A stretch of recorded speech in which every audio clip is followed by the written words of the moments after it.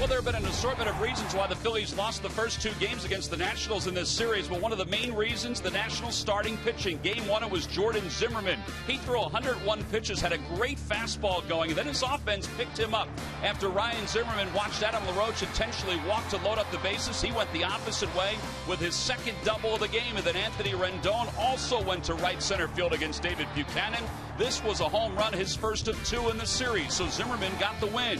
Day two, Strasburg was dominant. 11 strikeouts. He had a very good fastball, which you expect, but he also had a devastating changeup, particularly against the Phillies' left-handed hitters. That one right there. And then with a scoreless game in the fourth inning, Danny Espinosa, with the bases loaded, took A.J. Burnett's two-seamer and put it off the scoreboard to start the scoring for the Nationals. Now, there was a 1 hour and 43-minute rain delay in this ballgame, but beforehand, Anthony Rendon hit his second home run of the series, and that helped ease the Nationals to a victory in Game 2. So now the Phillies try to avoid the sweep this afternoon. It's a nice day for baseball here at Nationals Park, Game 3 of the series. Hi, everybody. I'm Tom McCarthy, joined by Matt Stairs. So the Phillies are mired in this 5-game losing streak right now, which includes the 2 games here at Nationals Park. Obviously, they need to play better baseball, but there's a whole bunch of different categories that they have to lean on to play better baseball. And unfortunately, right now, it's every category that's out there. It's the timing of the hitting. It's the way that you're approaching the game, the mental mistakes.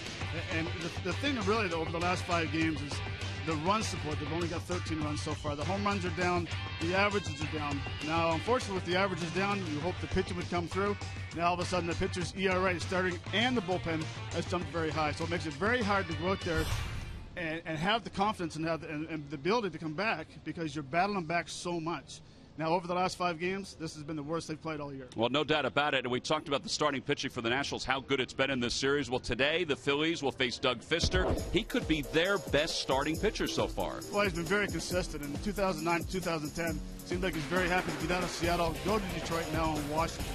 He's the type of guy, he's not going to fool you with his stuff. He tops out about 90 miles an hour, but the key with him is he works extremely fast, he throws strikes and allows his defense to play behind him.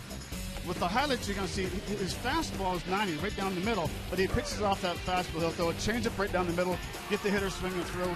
Very frustrating guy to face because you think you're going to get a ball to hit. Next thing you know, you're rolling over for a double play. Well, and he's a big guy, too. He stands at 6'8", and he works downhill, and that certainly enables him to command the strike zone when he obviously is on top of his game. So it is the final game of this 3-game series. It will be Fister for the Nationals and Kyle Kendrick, who's making his 12th start of the season. He certainly needs to pitch better for the Phillies. The lineup's at first pitch when we return. Phillies baseball is brought to you by Xfinity.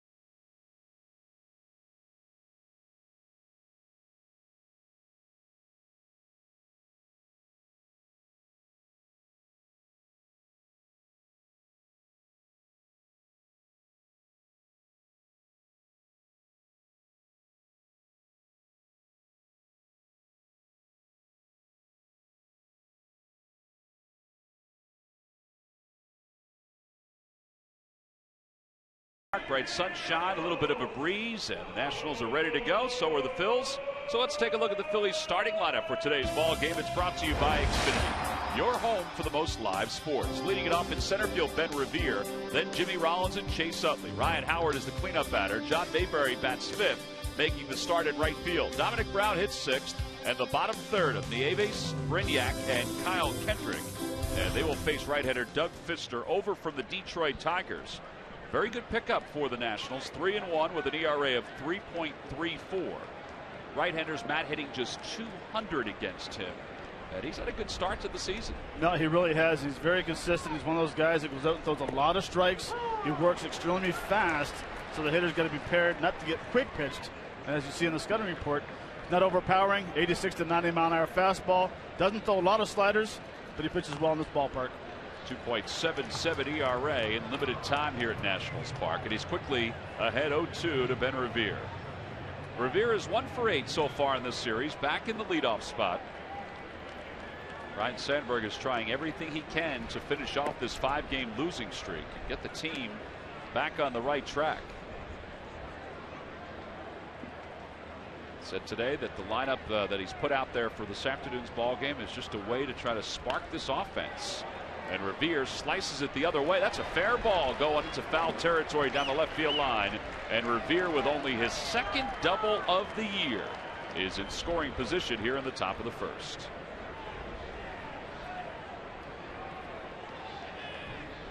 Well, with that, it's time for our Nissan keys to this afternoon's ball game. Well, Mayberry Jr. had a chance to play in right field today, so I kind of like to see him take the approach that he's done coming off the bench. The concentration, being pinch selective, and being aggressive at certain times. And the bottom one is have a happy flight. Win this game and go to Cincinnati on a high end so we can have some fun on the plane. Yeah, the Phillies early on this season did very well in getaway days. Now, this, of course, is a getaway day. Rollins shows bunt, takes high, 1 ball, no strikes. Rollins also 1 for 8 in this series, and he's just trying to get Revere over to third and give the Phillies an early lead, or a chance for an early lead. As you see, he's been struggling somewhat, and his average is down to 246. And he bunts toward the right side. Fister off the mound, and he gets to it and flips in time to get Rollins. Well, that was a very good bunt. So they'll score it as sacrifice, and Revere will go over to third. Well, it was a great idea. He hasn't been swinging the bat very well, so he wants to advance Rivera to second base from third to third base. But the thing is, if he lays the butt down there, he might get a knock out of it as well. And Fister makes a great play and gets him out just by a quick stride. But I like that when you're not swinging the bat well, you do whatever it takes to get a guy over. Ron Culpa, the crew chief, is behind the plate for this afternoon's ball game. John Tumpane, the youngster of this crew, is at first. Mike Everett at second, and Ed Hickox over at third. Nationals will play the infield back for Chase Utley. Chase also with 1 hit in the series so far. He's 1 for 9. And he fouls the first pitch back. It's 0-1.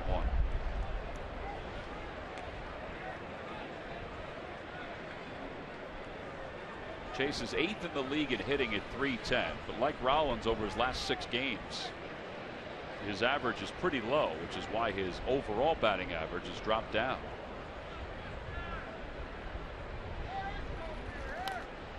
Fouled it away. That was almost a quick pitch that you were talking about, Matt. Utley likes to get that timing mechanism down, and Fister doesn't really allow for that timing mechanism.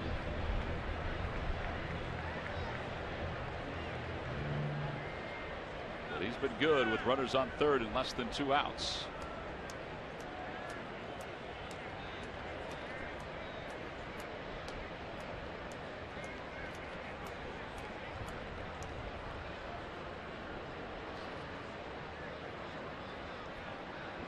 No balls, 2 strikes to Chase.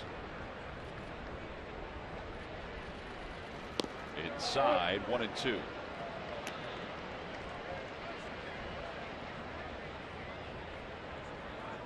Fister is 30 years old. Originally, he was in the big leagues with the Seattle Mariners, and then a couple years ago, they traded him mid-season to the Detroit Tigers, and he had one of the greatest turnarounds you'll see.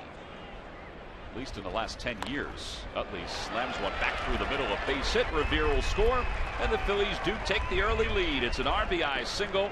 RBI number 28 for Utley. It's 1-0 Phils.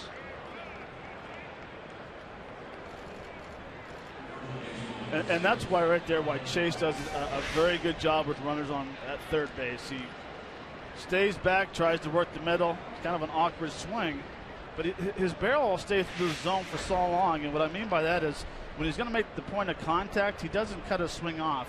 He tries to finish high. That way the bat will stay through the zone longer, and it'll give you an opportunity to stay up the middle longer. Yeah, he was just looking contact there, wasn't he? He was. Well, the RBI gives the Phillies the lead. They're up 1-0. Here's Ryan Howard. Howard rolls one over on the right side. LaRoche goes to second in time to get Utley, and not in time to get Howard. Look at that split by Fister. I mean, he's 6'8". You figure he's flexible because he's in shape as a pitcher. But man, that was an athletic play.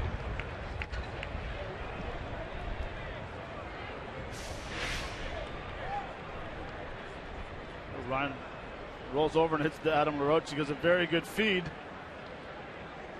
And there you're talking about right there was the I'm not getting up, Tom. I'm going to be staying there, and the trainer's coming to get me after that play. Well, Ryan Sandberg's going out to talk to Mike Everett, the second base umpire. And I'm wondering if he thought Espinosa was off the bag. I thought he was. I was kind of surprised to see Chase leave second base.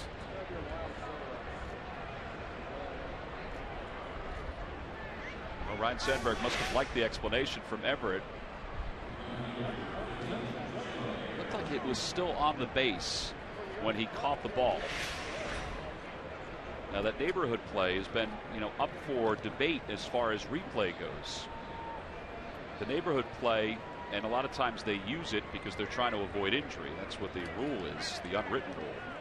And I don't think that's, as we move forward here, I don't think that's going to become part of instant replay.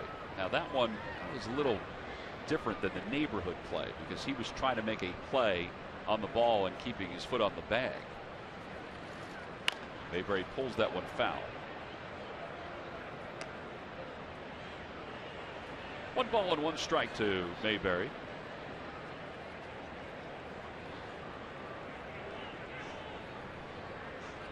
Mayberry's hitting .255 overall with 3 home runs. All 3 home runs are pinch hit home runs.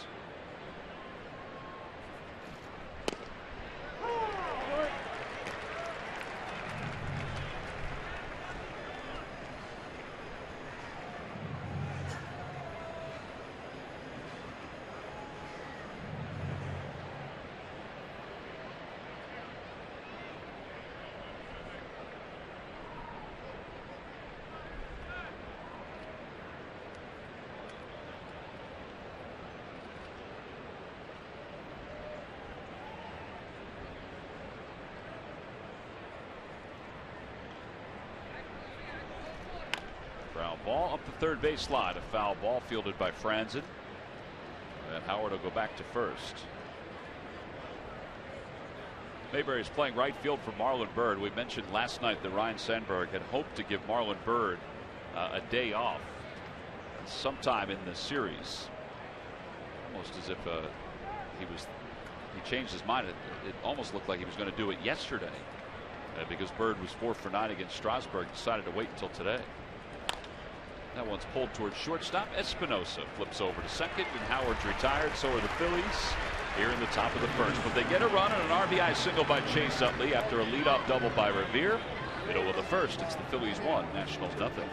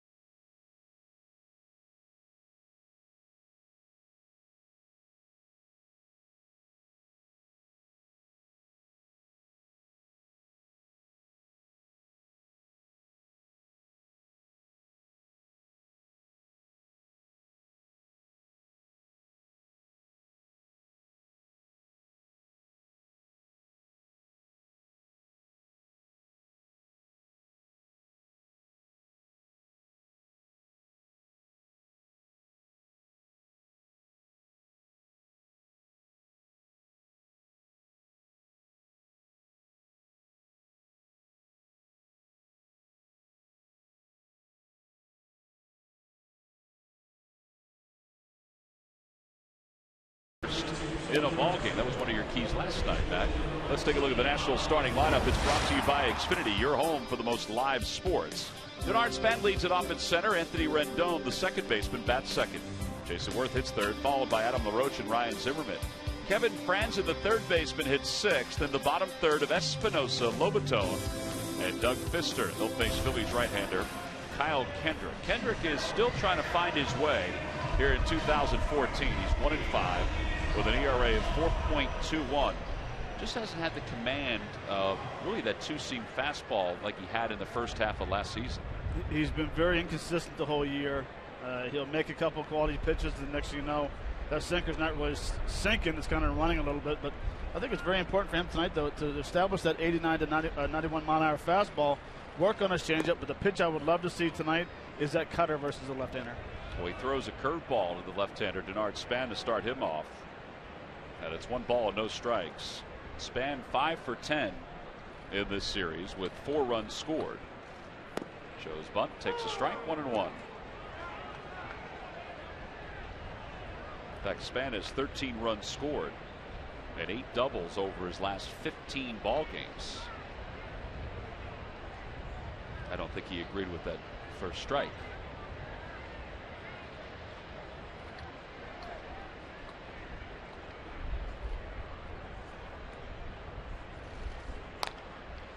Fouls that one off the first base line. It's 1-2. Today's game is also available in Spanish. Just use the SAP button on your television or change the language through the menu on your cable box.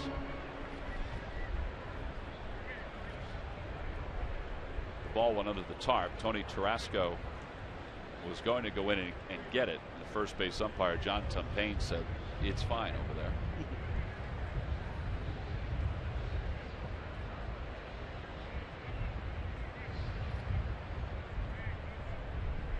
The 1-2 pitch.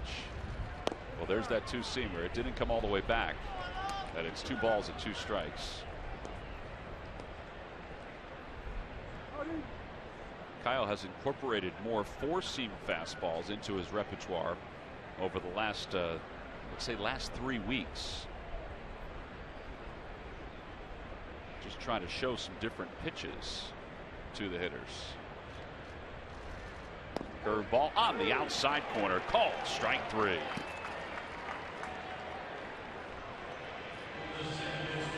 The first out is a strikeout for Kendrick. On a very nice backdoor curveball, the Evans gives a nice sign and goes right to that outside shin guard. But to get back on your point about his two-seamer throwing more 4-seamers, well, I think he's lost the confidence in his two-seamer, so he has to come back and try to get that fastball a few extra miles up and trying to spot the 4-seamer until he gets that 2-seamer back in his repertoire. Rendon has already got a career-high 8 home runs. Takes strike 1. It's 0-1. But you agree that if Kyle is going to be effective, he needs to figure out that 2-seam fastball, don't you? Well, it has to, because that's his bread and butter pitch. Although right now it's his curveball, because he's thrown 3 really good curveballs so far. That one's whacked foul, and it's 0-2. But you know what would make Jamie Moyer extremely happy right now watching this game, and he's throwing these curveballs for strikes. Yeah, they're not just get me over curveballs either early in the count. He threw one to get Denard Span and probably surprised him.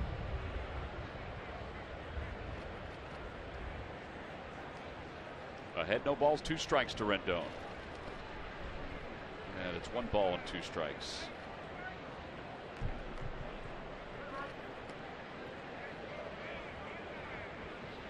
Rendon's been one of the hottest hitters for the Nationals, if not the hottest hitter. He has 10 hits in his last 23 at-bats, including 4 in this series, and 2 home runs in the series. Over toward the hole at shortstop. This will be a tough play. Rollins sets and throws, and it's not in time. It didn't matter that Howard dropped that ball. That'll be an infield hit for Anthony Rendon. The ball just wasn't hit hard enough, and it was hit toward the hole. It wasn't hit hard enough for Rollins to make the play. Jimmy did pretty much all he could do. Plant, throw. Just got to look like Ryan tried to come off and cheat a little bit at first base, but not much you can do with Jimmy Rollins. I think the only thing you could have done in that spot is do a Doug Fister split. Get that glove out there a little farther, but I can't imagine the big man being able to do that.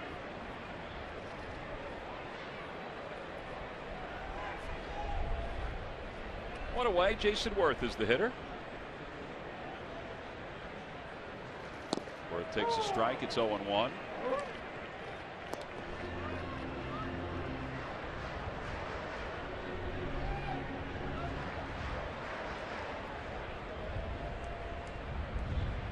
Jason's on base percentage .398. And he's among the leaders in the National League in that category.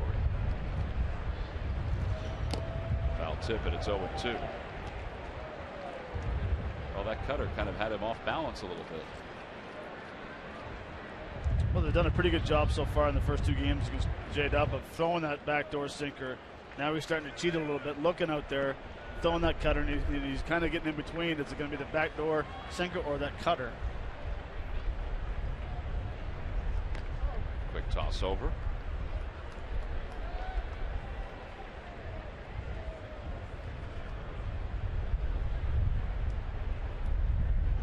Phillies set up to turn two. Worth his one hit in this series was the two-run double the first night.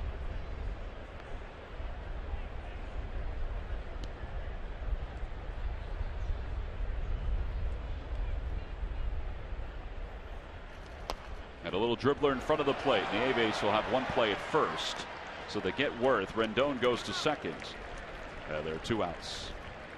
It's now time for you to tweet your photo using hashtag PhillyFanPhoto for a chance to have it shown in an upcoming game broadcast brought to you by AT&T.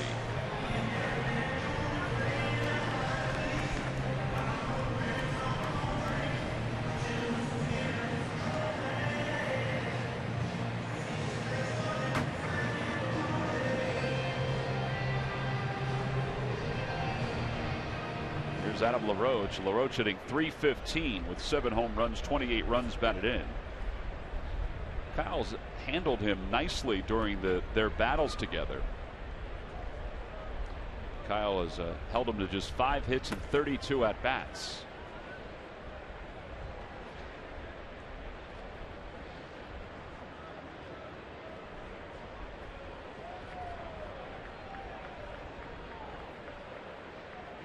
Now time is called as Kendrick steps off.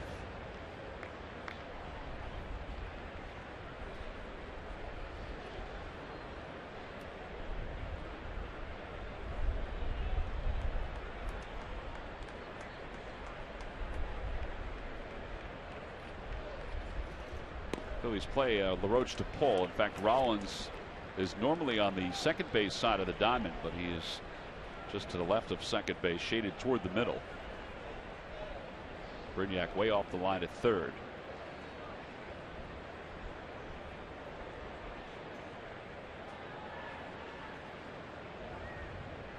Outside, and it's 2-0. Almost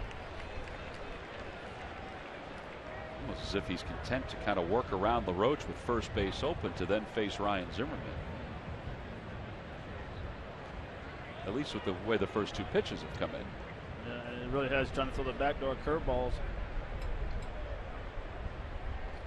Yeah, that's what they're doing. So it's 3-0. The other night when they walked LaRoche intentionally with runners on second and third to face Ryan Zimmerman, he hit one down the right field line to score a couple runs.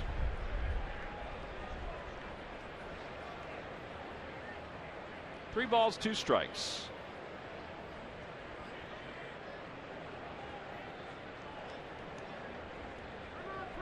And now LaRoche asks for time.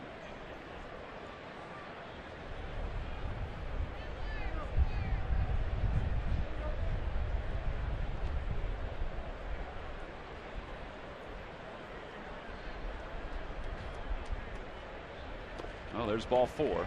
So he's walked him on 4 pitches. So the first walk issued by Kendrick. Ryan Zimmerman's coming up. Let's check in with Greg Murphy. Murph. All right, Tom, thank you very much. Well, one of the big storylines during this series has been Ryan Zimmerman and his return not only to the Nationals lineup, but his ability to play left field, which is where he is once again in today's game. But there is a reason why the Nationals want to get this guy into the lineup. It is our Coors Light Cold Hard Fact, brought to you by Frost Brewed Coors Light. With Ryan Zimmerman in the starting lineup this season, the Nats are 8-4, scoring 6.4 runs per game. Without him, 21 and 24, scoring just 3.6 runs per game. So he does make a difference offensively in this lineup, no doubt about it. It does begs the question what they'll do when Bryce Harper is healthy, where they'll fit all of these bats in. But I guess, guys, that's a good problem to have for Matt Williams and his staff. It is a very good problem to have, and those numbers you just talked about is why it's surprising that they would work around LaRoche, who obviously is their cleanup hitter, has had a good year, to face the right-hander Zimmerman with runners on first and second in a 1-0 game. And he hits that one through the hole on the left side, of base hit. Rounding third, heading for home is Rendon. He's going to score, and we're tied up at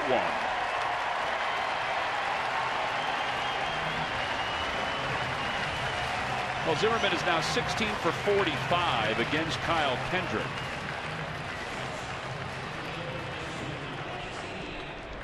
And it puts runners on first and second with 2 men down for Kevin Franzen. The curveball is going to get over curveball. He's lucky that ball didn't get a long way, but it's interesting to see why you want to pitch around the guy to get to someone in the first inning. I understand Adam LaRoche is hitting fourth in the lineup, but you also got a guy hitting fifth who's a very good hitter. So to me, it's an interesting call right there. Well, now you've got Franzen up, who's playing third here this afternoon. Franzen appeared in a game earlier in this series as a left fielder. Has good career numbers against his former team, hitting over 300 against the Phillies. And the first pitch is over on the outside corner. It's 0-1.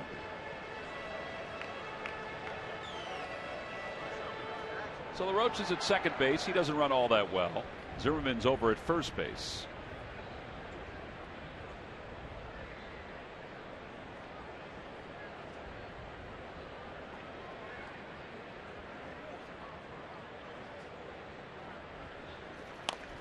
Over to shortstop Rollins to his left, fine play, and he flips up the covering second, and the side is retired. But the Nationals do tie it up.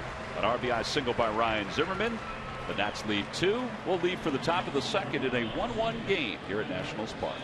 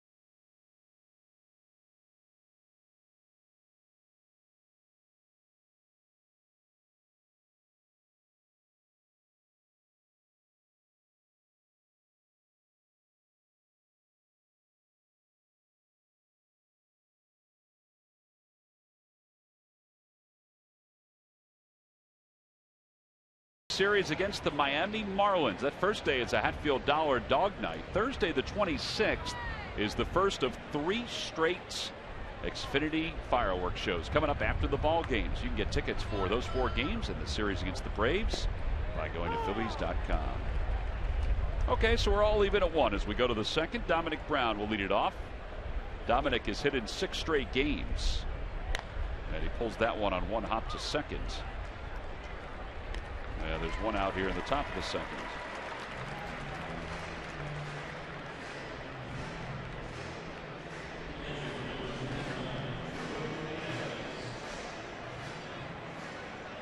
And Will Nieves taking his time coming up to the plate.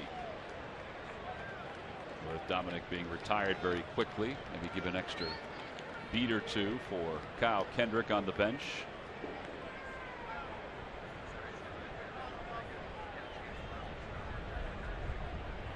Nieves hitting .268. Played 3 years with the Washington Nationals. And the first pitch on the inside corner, it's 0-1.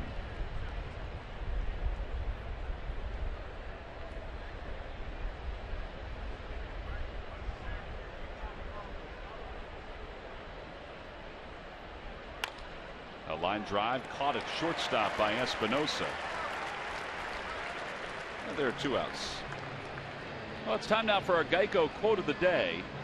And it comes from Matt Williams talking about Doug Fister. He grabs the ball and goes. You don't have time to stand defensively. You're on your toes because you expect the ball to be put in play, and it's happening so quickly. Well, I think it's safe to say that that's what's happening in these first couple of innings. Here's Reed Brignac. Brignac has hit in 3 straight.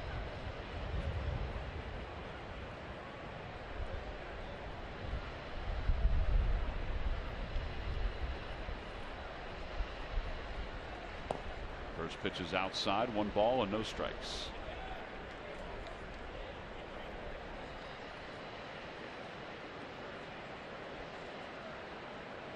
Be interested to see who works quicker, him, Burley, or Cliff Lee. Boy, that's a good question. Or D, all the above. Yeah, I think he and Burley are ahead of Lee, and I think Burley is probably even ahead of Fister. But I think it's, you know, those are three of the quicker workers in the National League, or I should say in baseball. Here's the 2-0 pitch. There's a change up in there for a strike. It's 2-1.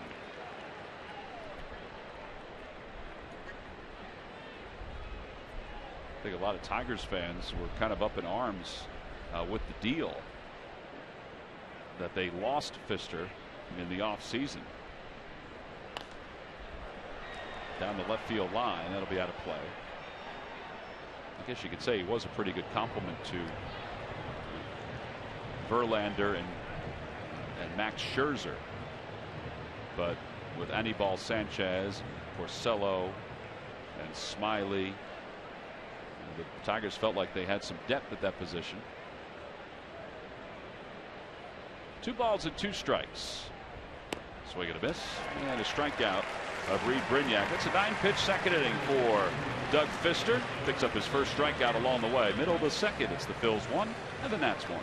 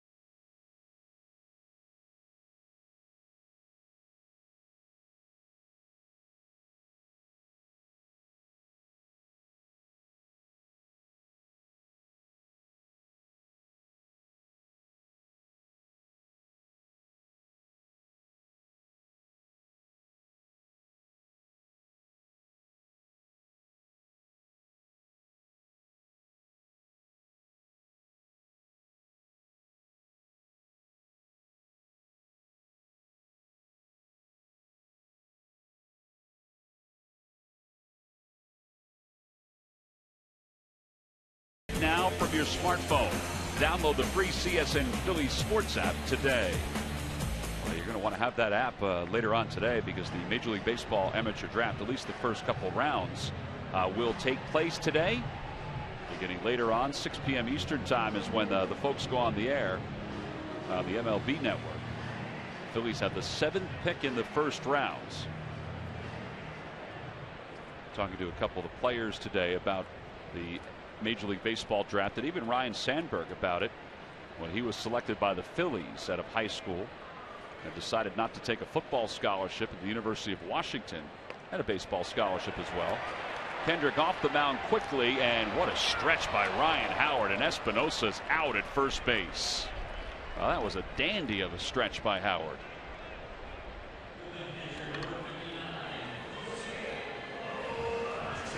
Yeah, there's one away. And Kendrick comes off the mound very quickly. You see what hit him. He actually makes a very nice play, underhand throw.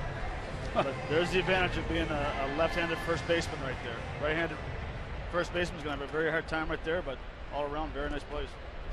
Well, Kyle is very athletic, and getting to it, barehanding it, bought him some time. Now that Howard holding on to the bag. Here's Lobaton who takes a strike. It's 0-1.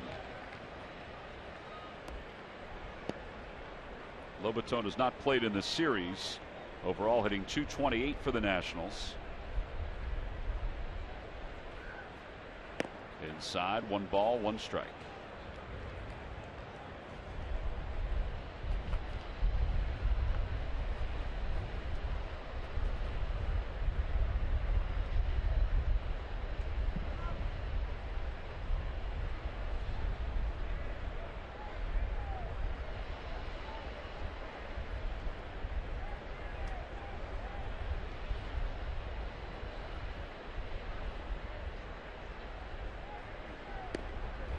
The outside corner, it's 2-1. Getting back to Sandberg, you know, he was talking about how players now know so quickly because of the internet, because the first couple rounds of the draft is on the MLB Network. They know so quickly when they're selected, where they're going. He was saying today that he didn't know until the day after the draft that the Phillies had selected him, and the only way he knew is that his dad saw it in the newspaper. Now it's out there on Facebook, Twitter, everywhere. It's so cool. Inside with a cutter, it's 3-1. He said his dad was looking at the agate page in the newspaper, you know, round by round by round, and then finally found his name. And he didn't decide until about 10 days after the draft that he was going to forego his opportunity to play football and baseball at Washington. And decided to sign the professional contract with the Phillies. 3 balls, 2 strikes to Lobaton. And that one is sliced the opposite way out of play.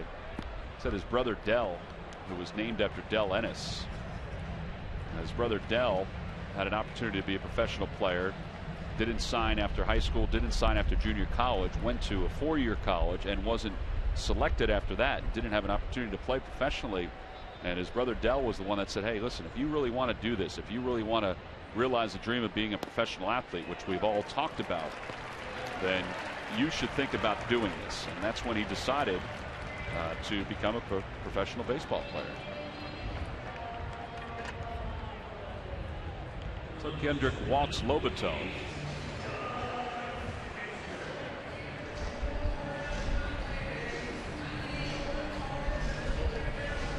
So here's Pfister, who's probably up there to sacrifice with 1 man down. 1 for 9 so far on the season, 5 for 24 for his career. And he bunts, foul. And it's 0-1.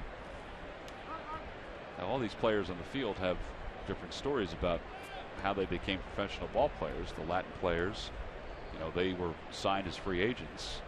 I asked you, I said, well, what was it like for you to be drafted? And you said, I had to pay them to sign me. No. No, actually, for Canadians, back when I was drafted or signed in '89, the Canadians didn't have to be drafted unless they were going to an American school. So we signed as free agents. So that's how I signed after the '88 Olympics over in Seoul, Korea. The Montreal Expos came along and offered me a contract, and I said, "Yep. When do I sign, and where do I sign, and when do I have to report?" Sacrifice is successful for Pfister. Up to second goes Lobaton.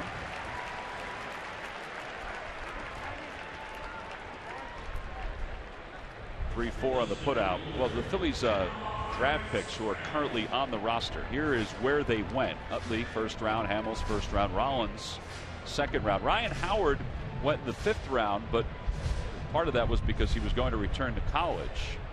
Kendrick decided not to take a football scholarship at Washington State, where he was going to play quarterback.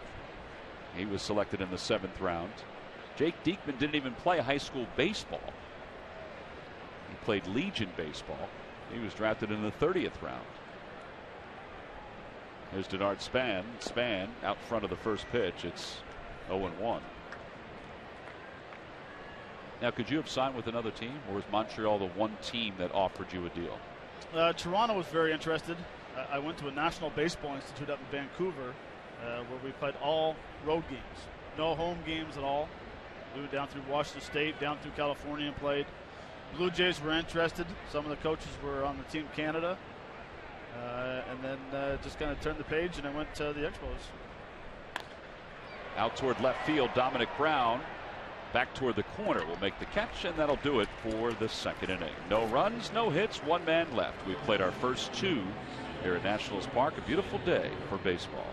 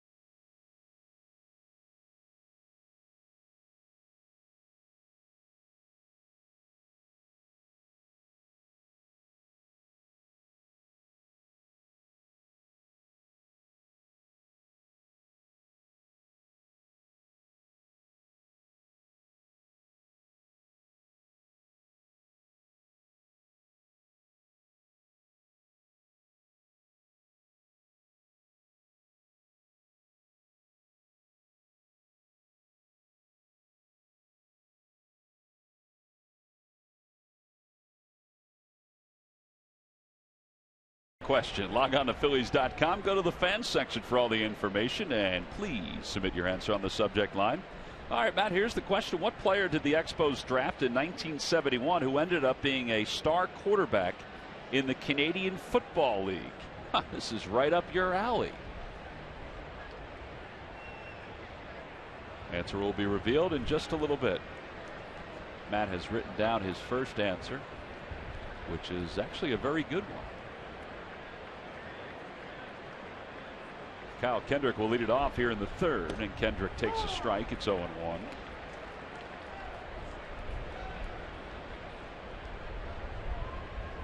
Kendrick overall hitting .091 on the season.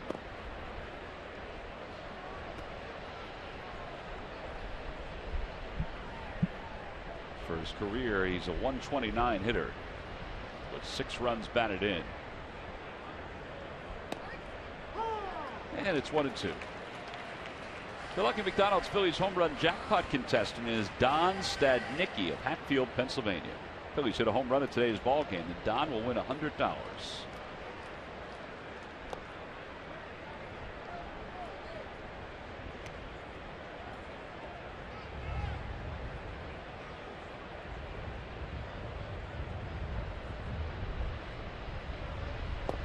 Swing and a miss. The ball gets away from Lobaton. Kendrick thought he had fouled it. He's tagged and he's out. Second strikeout for Pfister. I think he still thinks he fouled it. Ryan Sandberg is going to come out and talk to the home plate umpire, Ron Culpa. He is the crew chief. Now that is not subject to review, but he can confer with his fellow umpires about it.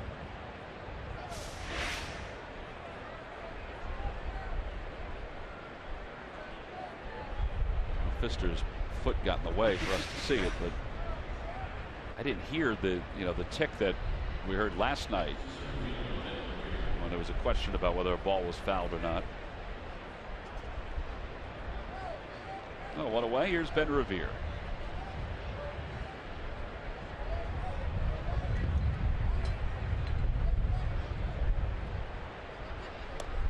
No balls and 1 strike to Revere.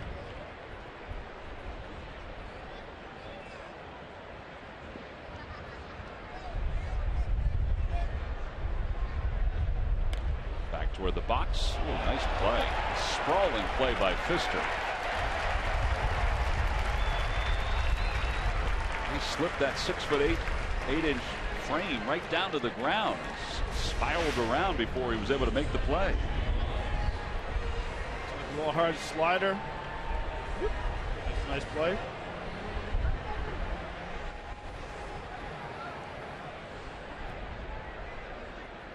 Kind of whipped his leg around. Looked like a true athlete on the mound right there. Looked like a gymnast. Well, now 2 outs. Jimmy Rollins, who sacrificed his first time up, will step up to the plate. Rollins is still 8 hits shy of Mike Schmidt's record for most hits in franchise history. Takes strike 1. It's 0-1.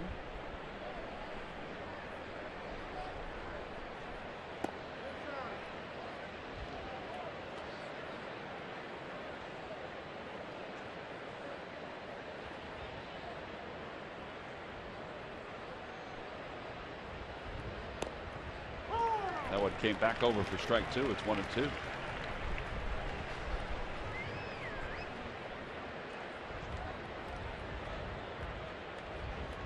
Had a curveball whacked foul up the first base line. Matt, what is a 6'8"? What is that like to face? Is it different than, let's say, a 6'1" or 6'2" pitcher? It can be, but if he has That's a fair ball down the left field line, and Rollins is going to get at least 2 out of this one, and Zimmerman's throw goes to second, is cut off. And Rollins now with his 8th double of the year, and he's within 7 hits now of tying Mike Schmidt for the Phillies franchise record. 2,227. This is a backdoor curveball, and nice little inside out. I like to call it the slap shot swing. Hit it down the left field line, and honestly, I think right now with Jimmy struggles at home plate, he's having a hard time picking up the fastball. So throwing him off speeds is helping him see the pitch a little longer and get a chance to react. Well, now Chase Utley singled home the first run of today's ball game to give the Phils a 1-0 lead.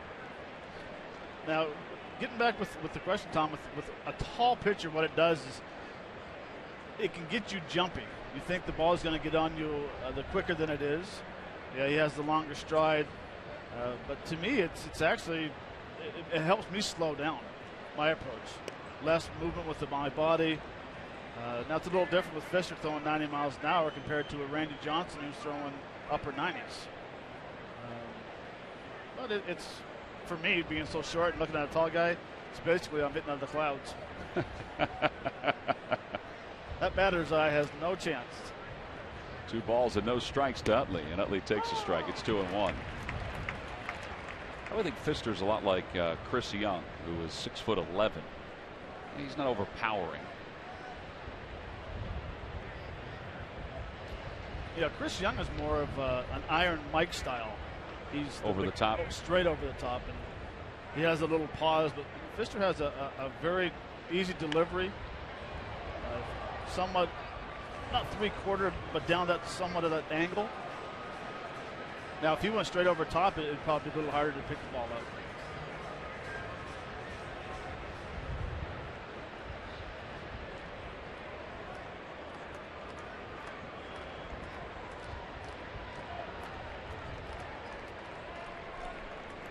He's got something in mind because he's shaken off Lobaton a couple times. Well, he fouls the 2-2 back, so it remains 2 balls and 2 strikes. And now they'll have a little meeting about it. Pfister last year with the Tigers won 14 games. He had an earned run average of 3.67. He threw 208 innings with Detroit, 208 2/3.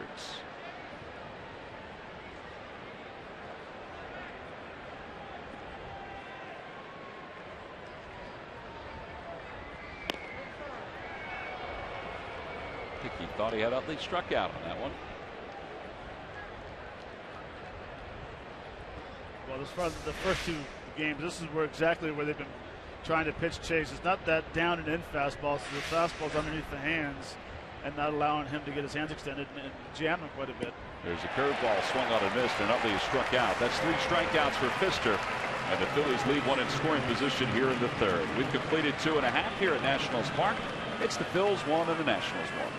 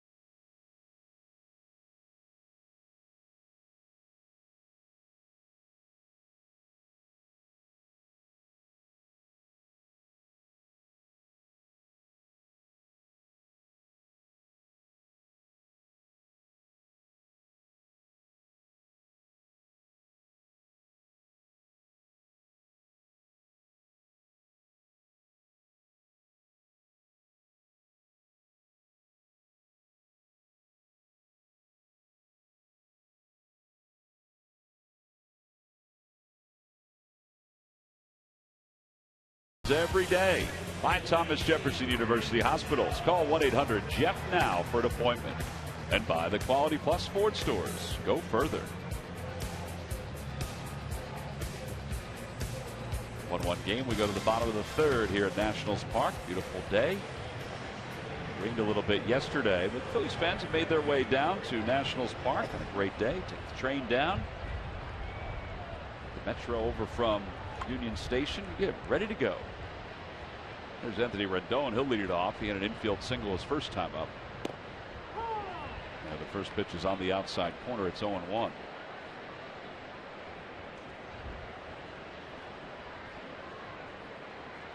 Rendon is now 2 for 7 lifetime against Kendrick.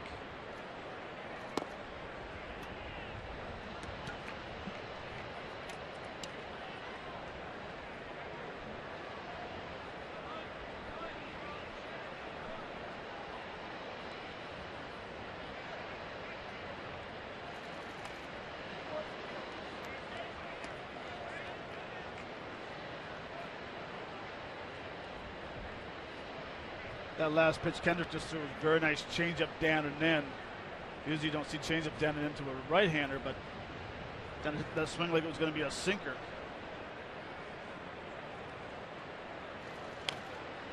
He throws a 2-seamer that time, and it remains 1-2. Well, until you mentioned it the other night about the changeups to the right-handers, it didn't dawn on me, but you're right. It is happening more and more. And I guess if you can put it in the same basic spot that you're going to throw your fastball in some ways, arm slot's the same, then they are going to be out in front of it most of the time. It's that off chance that they're not out in front. They just sit back and crush it.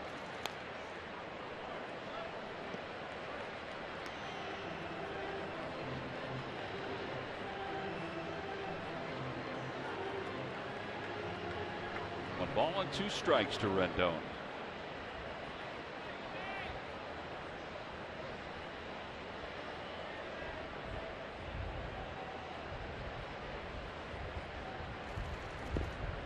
He tried a breaking ball, and it's 2-2.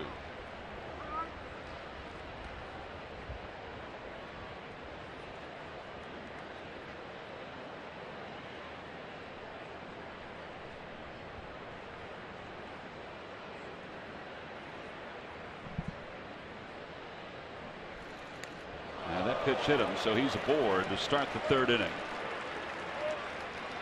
The leadoff batter aboard for the first time today for the Nationals. And now Jason Worth will come to the plate.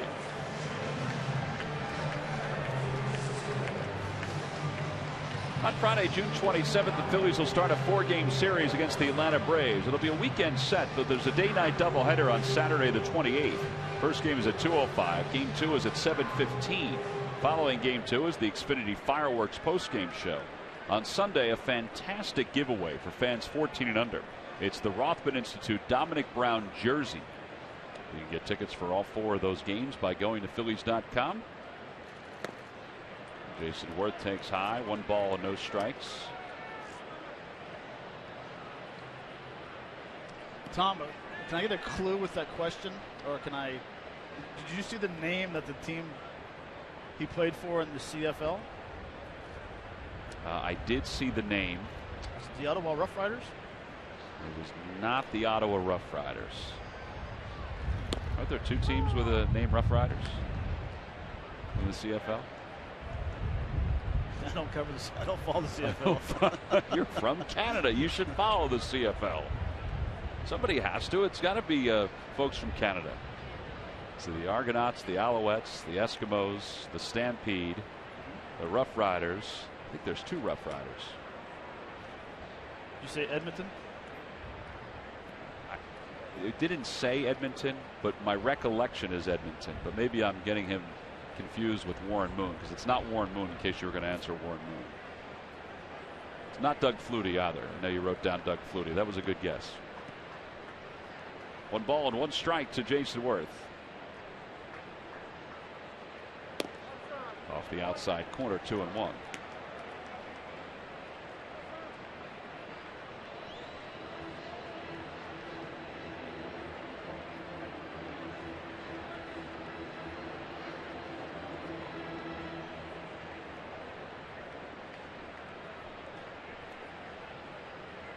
Two balls and 1 strike.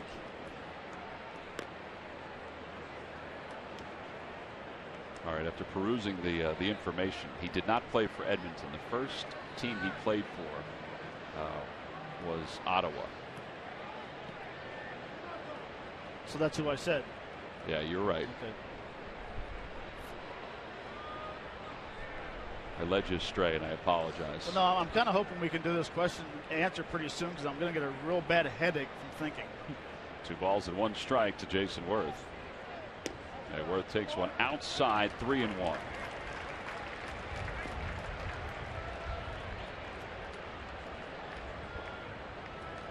Good hitters count now for Jason Worth, and they got to be careful with him here.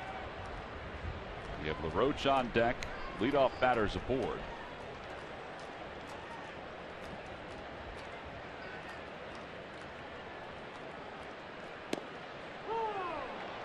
Jason fairly content to take a strike. It's 3-2.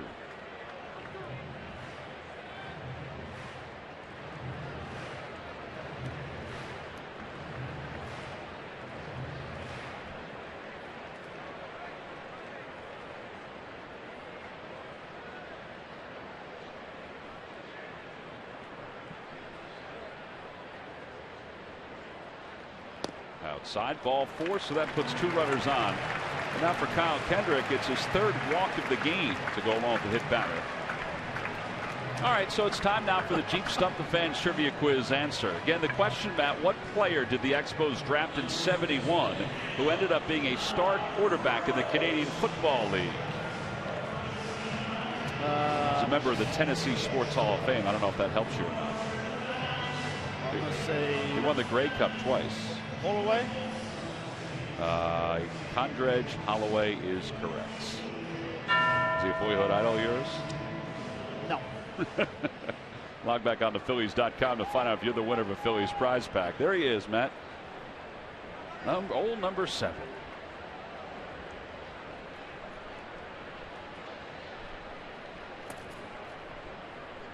Selected in the first round with the 4th pick. Now the Expos had a second first-round pick in the secondary phase. There's a fly ball to left. Dominic Brown will go back and make the catch, and there's one away. Although Holloway didn't work out for them, the other first-round pick in the secondary phase did work out for them, and that was Steve Rogers.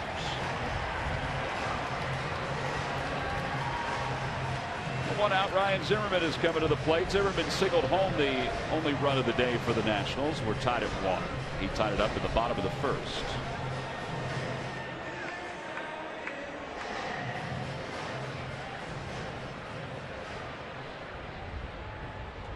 Zimmerman now with 8 RBIs. And he has 4 hits in the series. He's 4 for 9 in his return from the disabled list.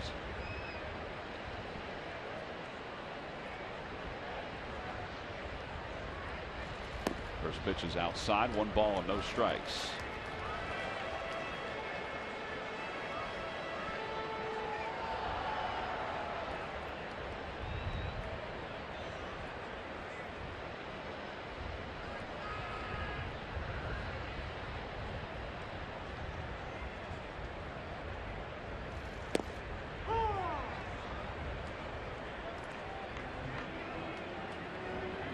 Some people thought that with the way he was juggling his lineup today, Matt Williams, that they would put Zimmerman back at 3rd.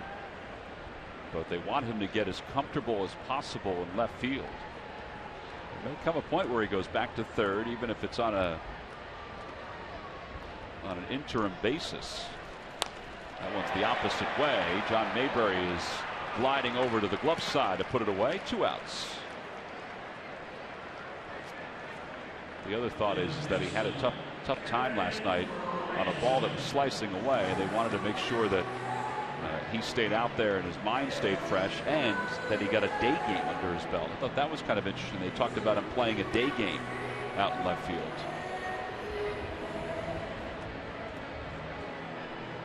Well, day games, the balls carry a little better. You got to get used to the background, all the white shirts, and get used to really a sun ball if there happened to be one in the game. Well, here's Kevin Franzen. Franzen ended the first inning with a fielder's choice to Rollins at short. Nationals got the first 2 runners on here in the 3rd. Kendrick's gotten the last 2 batters. And a chopper back toward Utley. Pretty big hop. And Franzen is retired again. 4-3 on the putout. No runs, no hits, and 2 men left. So Kendrick is through 3. Phillies and the Nationals still tied at 1 as we go to the 4th with Ryan Howard set to lead it off.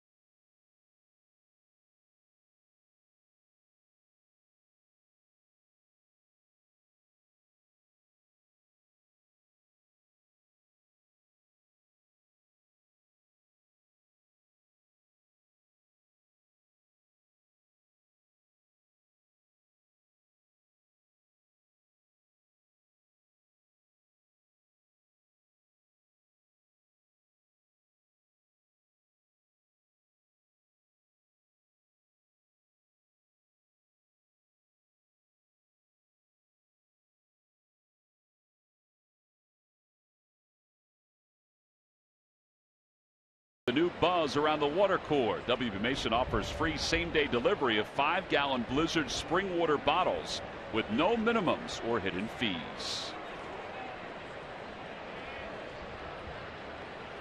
Now we go to the top of the 4th inning in a 1-1 ball game. Ryan Howard will lead it off. It'll be Howard, John Mayberry, and Dominic Brown against Doug Fister, who's kind of followed the same pattern as the other starting pitchers for the Nationals in the last 5 games. During the last 5 ball games for the Nats, the 3 against the Rangers and the 2 here against the Phillies, they're 4-1. The only loss was a 2-0 loss to Yu Darvish, and Tanner Roark pitched very well for Washington during that ball game. Darvish was just better. Howard fights it off and fouls it away. It's 0-2. But their starters combined on average per game, not including today, they've averaged allowing just 2 runs.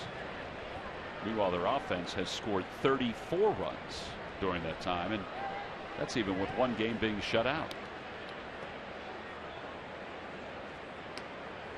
1 ball and 2 strikes.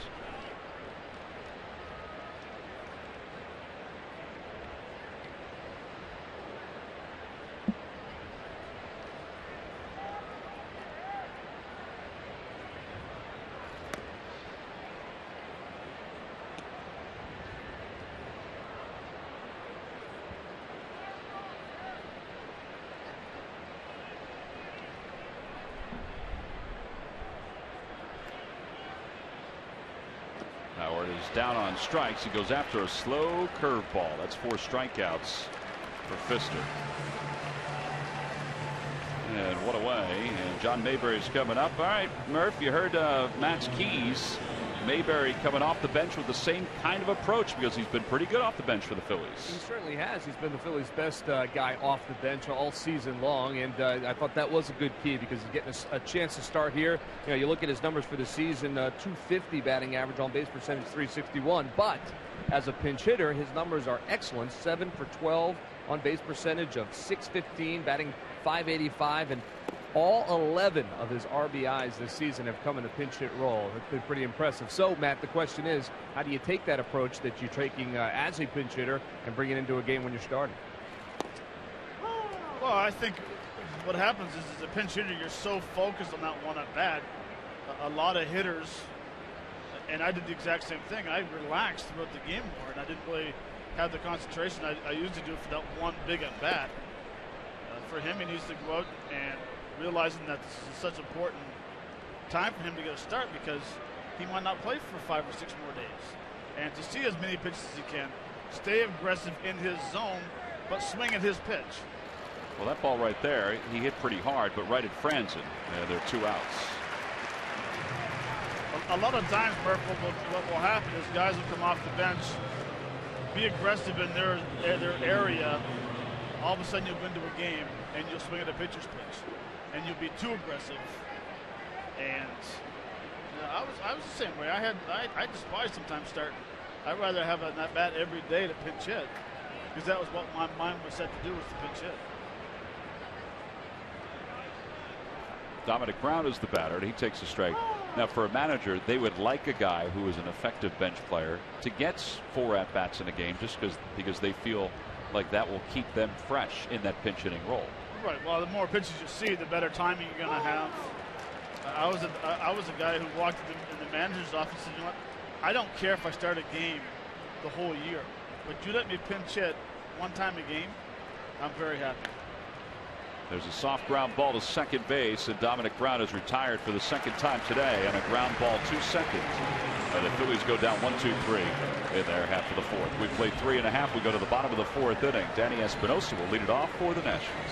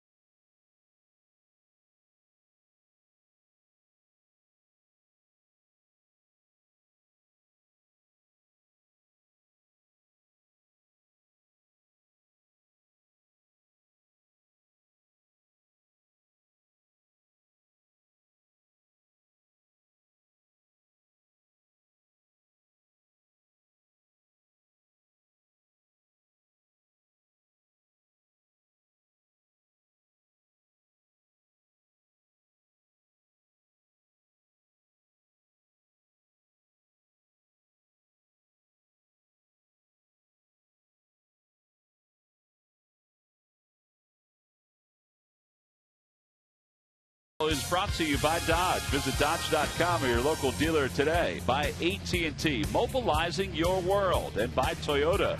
Where will Toyota take you? Visit buyatoyota.com to find out. Toyota, let's go places. Bottom of the fourth, it's a 1-1 game. Kyle Kendrick's all done with his warm-up tosses. And speaking of warm-ups, the Presidents needed no warm-ups. There was no shtick to this one today, except for Teddy stumbling down.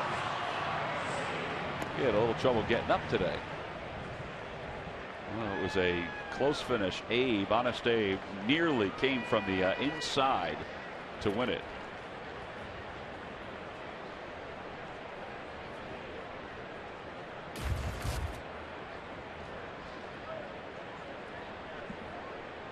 Go to the bottom of the fourth.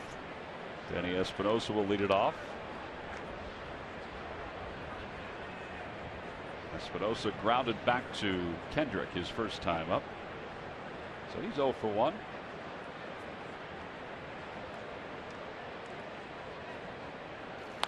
And he lines one to center field. That'll be a base hit. So the second time in a row that Kendrick has allowed the leadoff batter to get aboard. And that'll bring Lobaton to the plate. Danny Espinosa is playing shortstop today for Ian Desmond. Today is the first day that Ian Desmond will have the day off to start. He has started every game so far for the Nationals. Tom, I'm going to correct you on something. Uh-oh. There is no day off in baseball. Oh, okay. You were benched that day. Really? That's how I always told Frank Thomas. You always told Frank Thomas that? He would get mad. Frank Thomas is like 3 times the size of you. Doesn't matter. I got a bigger heart. So what did Frank say when you used to tell him that he was benched? I cannot say that on air. Not allowed to say it. He wasn't very happy though. No balls and 1 strike to Lobaton. Lobaton is catching today for the benched Wilson Ramos. And he rolls one to second. That'll be an easy double play. It's 4-6-3. And there are 2 outs. And that'll bring Doug Fister to the plate.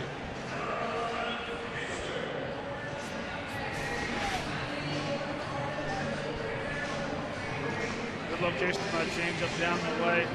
That'll roll over for an easy 4-6-3 double play.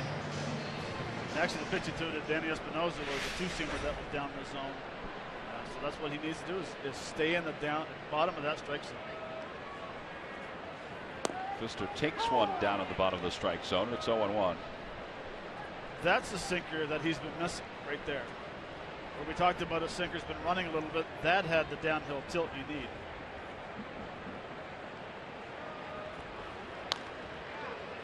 Oh, and 2. Well, 7 of his outs, kind of that double play, have been on the ground in this ball game. So that's not bad. It's not, and I like the sequence because he's throwing that changeup down the zone. He's backing up with a fastball. He's doubling up on his 2-seamers. This is a great time right here to throw another sinker. Throws the curveball, and it's rolled softly to the right side. And Kendrick will flip underhand to Ryan Howard. A 7-pitch inning. The side is retired. No runs, 1 hit, and nobody left. We are through 4 here in D.C.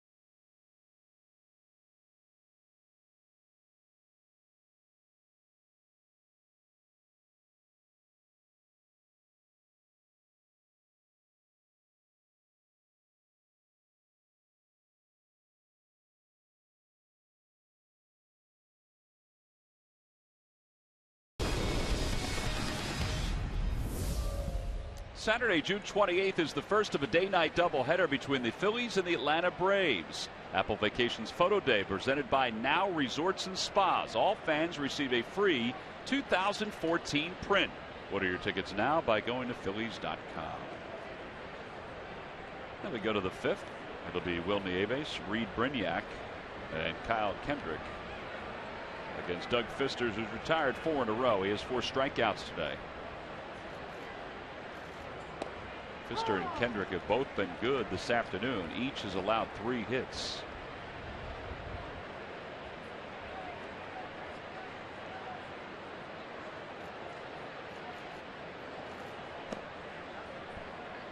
One ball and 1 strike to Nieves.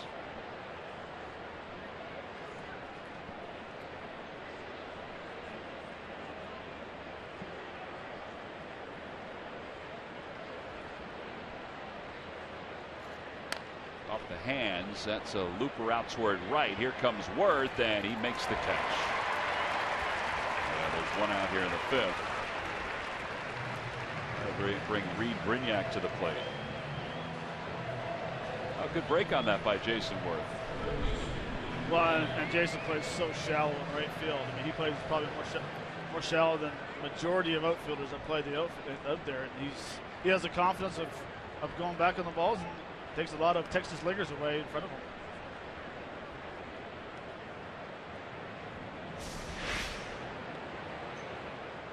Fastball up and in, and it wasn't hit very deep out there, but you can just tell how shallow he is.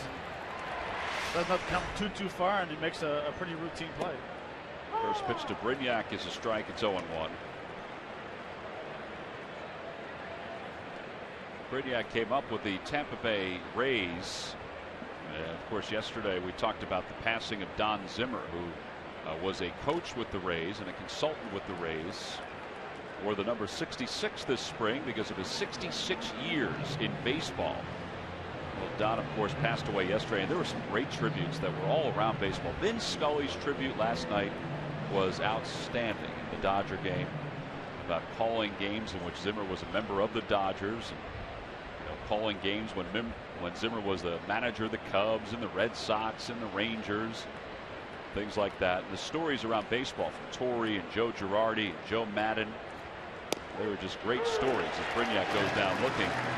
And Murph, Ryan Sandberg had his own stories about Don Zimmer, who was a coach when Sandberg played for the Cubs and a manager when Sandberg played for the Cubs. He said he was a great coach. He said he was a great motivator and a great storyteller, too.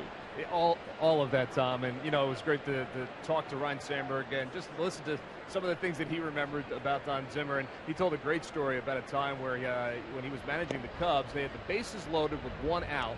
And Manny Trillo was at the plate, and it was a full count. And Zimmer called for the runners to go with bases loaded and a full count because he thought Manny Trillo would be able to put his bat on the ball. So the pitch comes in, the runners take off, and it turned out to be a high ball 4, so no damage done, the walk and a run scored.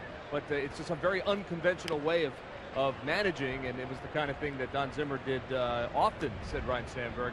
You know, just a different way of thinking, and he was around the game for a long time. So obviously he understood the game very well. Well, Sandberg spoke glowingly of him. The late John Vukovich always spoke glowingly of Don Zimmer. They had some great exchanges when the Phillies would play the Yankees in interleague play, even in spring training, because we would see Zim in spring training. In fact, that's the last time I saw him this year, was out at a restaurant in spring training. 2 balls and 2 strikes to Kendrick, and it's outside 3-2. The other thing that Zim said, or that Sandberg said about Zim, is that he would give Sandberg the steal sign from third.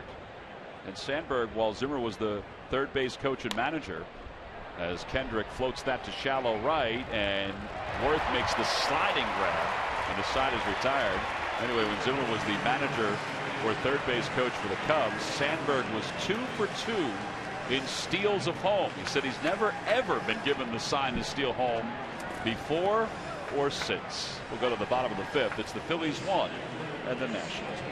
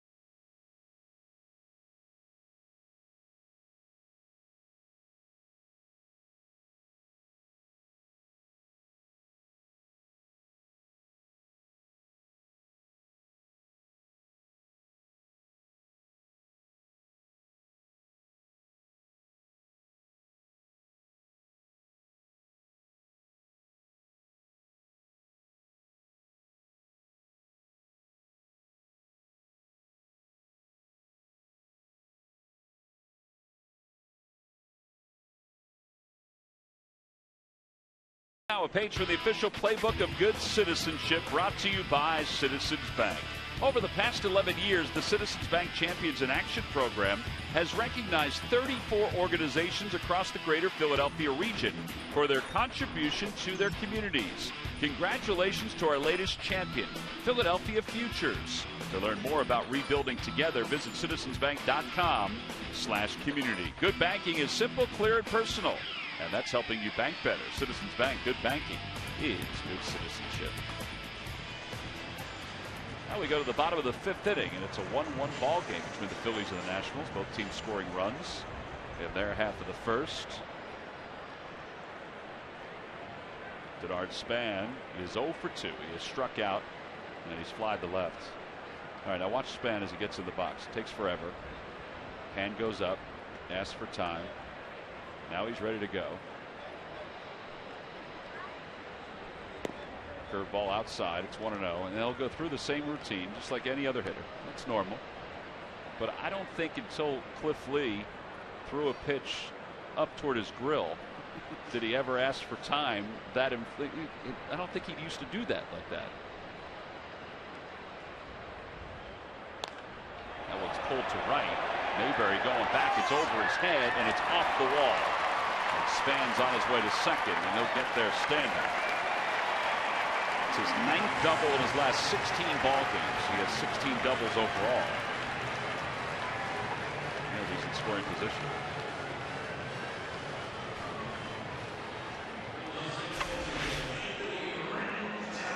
Supposed to be low and away, and just comes back in the middle of the plate. He's swinging the bat extremely well, and to the right of it.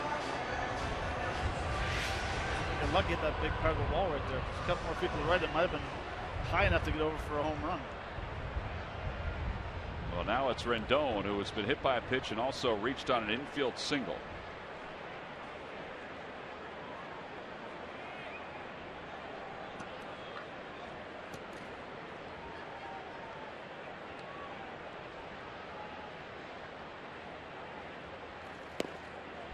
Good pitch, a cutter on the outside corner. It's 0-1.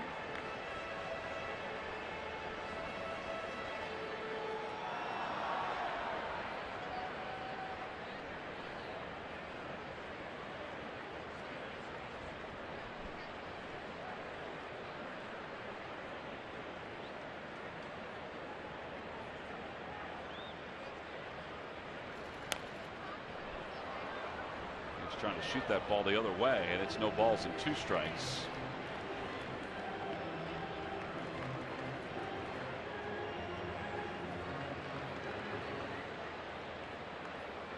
Phillies trying to end a 5-game losing streak.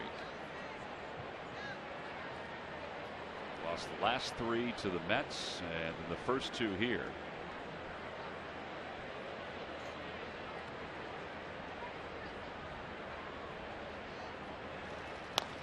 Fly ball center field. That's going to be deep enough to score or to move Span. And Revere makes a leaping grab just in front of the scoreboard. And Span will go to third. So 1 out. It moves the runner over. A nice play by Ben Revere. If you're Rendon, you did your job and you almost got a little bit more out of it. Well, he gets a pitch down in the zone. He drives it to center field, and Ben has a very good break. Times it perfectly and leaps to make a nice running, jumping catch at the same time.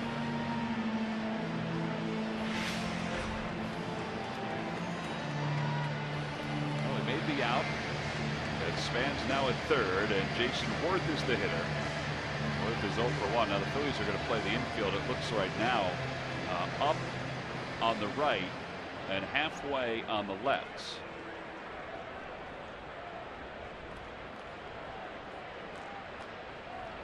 And now Rollins is creeping in a little bit more. And now they're all the way in, all the way around. And Worth takes a pitch low and in, 1 ball, no strikes.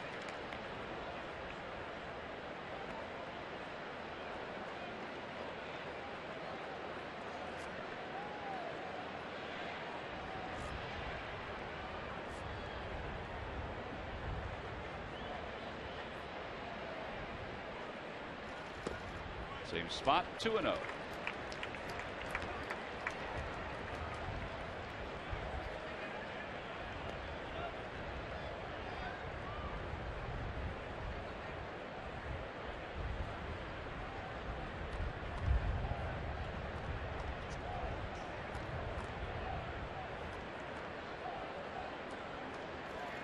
That one's lined back toward the middle, and that will drop for a base hit, and the Nationals will take the lead.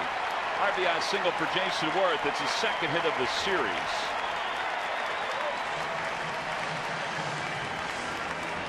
But it's a 2-1 ball game. It's his 25th RBI of the year.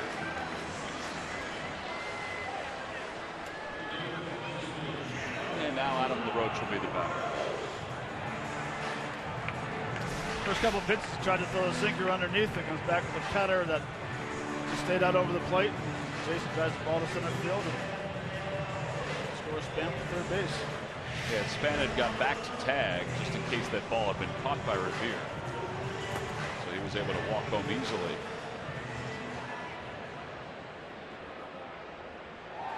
Well, and it's good base running what Span did. As soon as the ball was hit solidly in the air, he went back to tag, and he realized that even if he doesn't catch the ball, he still have an opportunity to score very easily. LaRoche takes a changeup for a strike, 0-1. LaRoche today is 0 for 1. He walked his first time up. One of 3 walks issued by Kyle.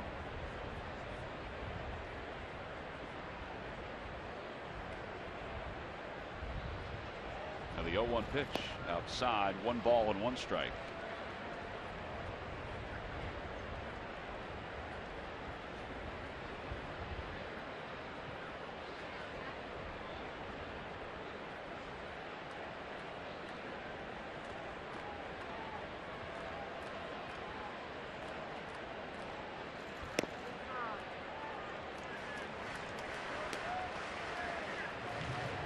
How he gets back to where he was I know I've said this a couple of times, the first half of last year and the second half of 2012. Well, that's when he was, I think, at his best.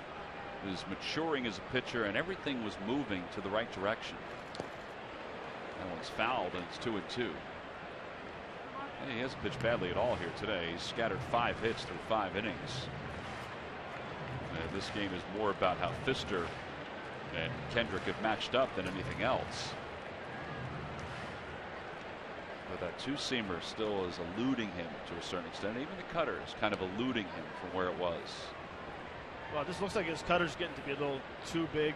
It's almost turned into be like a flat slider. But I agree. If this pitch right here, this front door sinker, is what he needs to get his money back. That ball is crushed deep to right field, and it is gone into the back of the Nationals bullpen, and it's 4-1 Washington.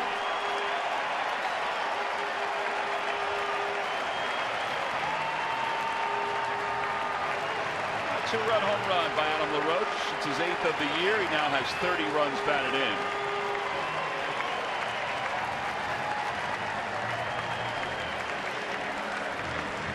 You hit the nail right on the head. That is the pitch, and it's been coming back over the heart of the plate just too much. It is. It's flat. I mean, even though it stays inside, it didn't have that true 2-seam action coming back and kind of getting the knee bucklers. But that's one thing. We've played these guys 3 times, and Buchanan, AJ, and now Kendrick all love to throw that front door sinker. And major league hitters are going to make the adjustment. Now Ryan Zimmerman, who takes a curveball low, 1 ball and no strikes. All right, so the Phils are down 3, 4-1. And for Kendrick, needs to be able to close the door right here, give his offense an opportunity in the top of the 6th inning.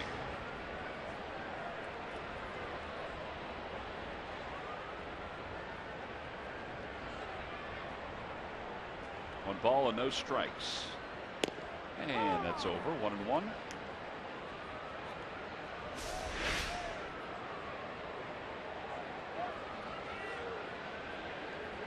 Right where Nieves wanted it. Did it need to go to the hip a little bit more? Yeah, you want to start inside as a ball, and that way the hitters will freeze and give up on it, thinking it's going to stay inside. That stayed pretty much right on the corner the whole way in. But that's the one thing, and Tom, it probably goes back to where when you said he was at the best, that was probably a dominating pitch for him at the time. I thought it was. Yeah, I thought it was for him. 3 balls and 1 strike. That one, as it turned out, not that he meant to do it at all, but that one, as it turned out, was just too straight. It didn't go left sharply and then come back sharply right.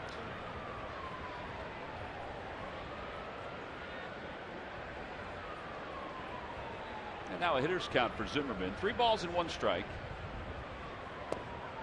And just a little low. Ball 4.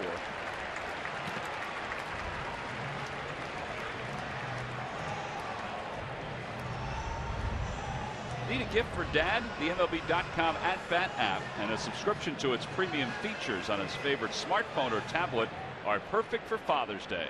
Dad will have access to features such as live look-ins, instant replay, live audio, free MLB.tv game of the day, and much more. For more details, visit MLB.com.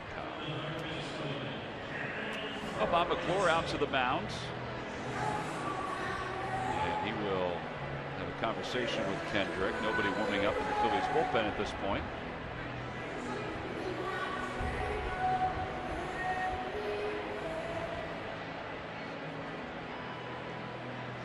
And Kevin Franzen will be the batter.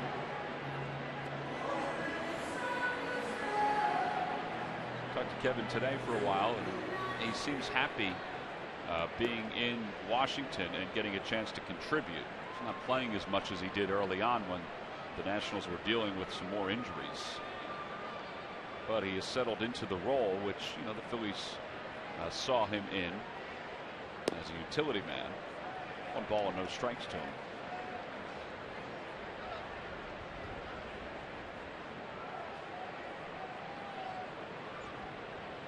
He's got 4 different gloves, an outfielder's glove, 2 infielders' gloves, and a first baseman's mitt. That one's back toward the middle. Rollins, another nice play. Flips to second for 1 on the bare hand. Utley throws to first in time. And the side is retired. 6-4-3 on the double play. But the Nationals break a 1-1 tie. They scored 3 runs in the inning against Kyle Kendrick. So as we go to the 6th, the Phillies are down by 3.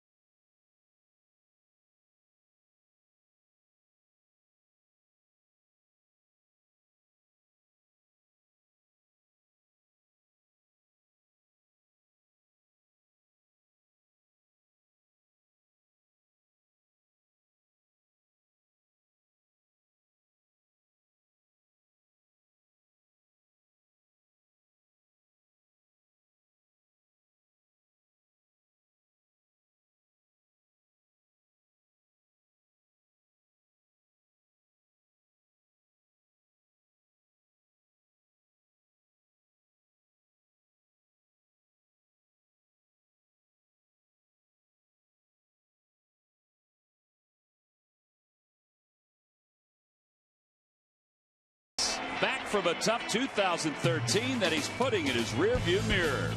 Entering his 10th Major League season, Mike Adams had one thing to prove: that he could return to form as the dominating right-handed reliever he was before arriving in Philadelphia.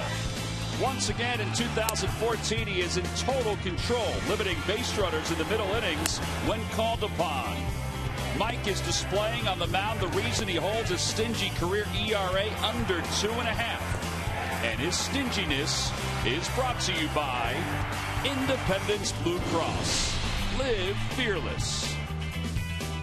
We haven't seen a whole lot of Mike Adams. That's because the Phillies haven't been winning a whole lot of games. They've lost 5 straight. Adams being the setup guy for Jonathan Papelbon. Ben Revere will start things off here at the top of the 6th inning against Doug Fister. Revere today is 1 for 2. He doubled his first time up and scored the only run for the Phils. 1 ball and 1 strike.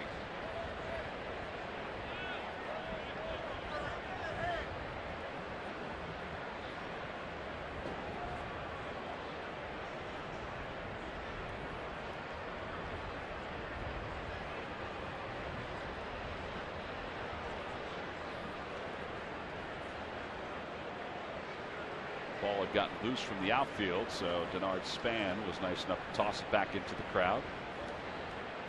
I don't know if he threw it to the person who dropped it, because it went a little deeper. There's the 1-1 to Revere. Shows bunt, bunts it toward the right side. Pfister this time is off the mound quickly.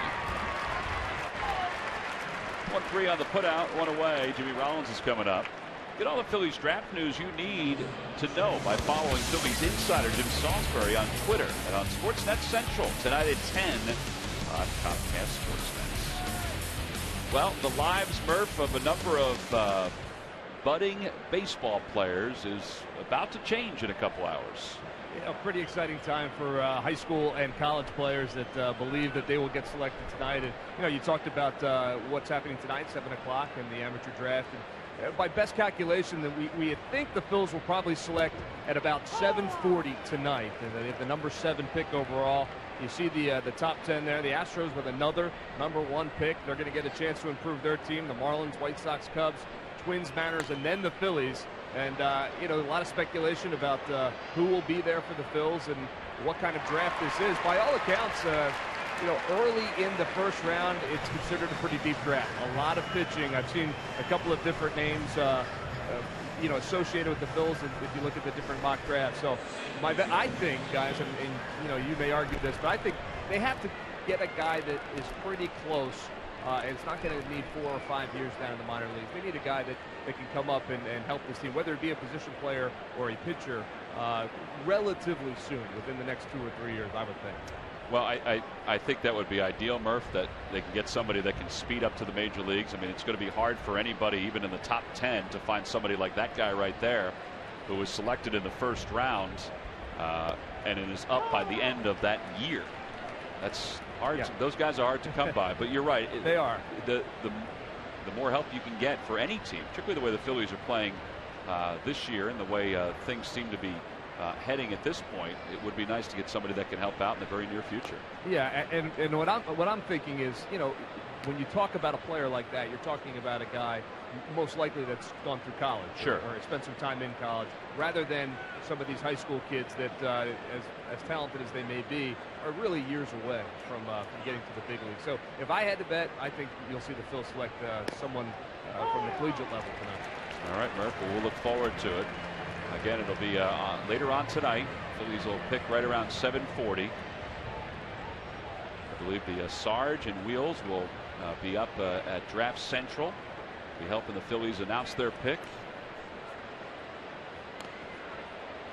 Tapper foul. That remains 1 ball and 2 strikes to Chase Utley. Sounds like Murph might have a name that he would like to see be drafted.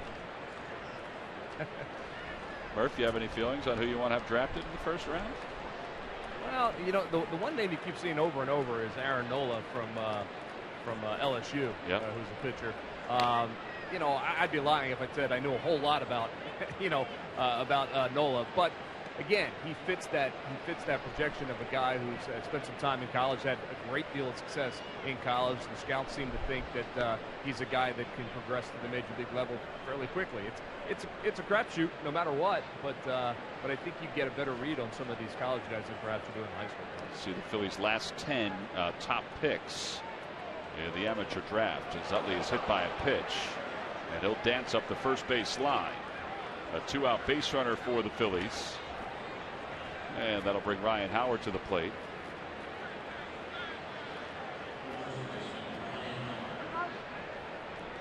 I think that hit Utley right in the foot.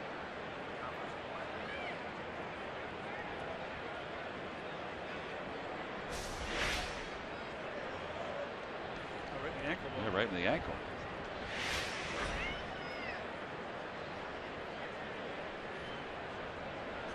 Ryan Howard is 0 for 2. He has struck out, and he's hit into a fielder's choice.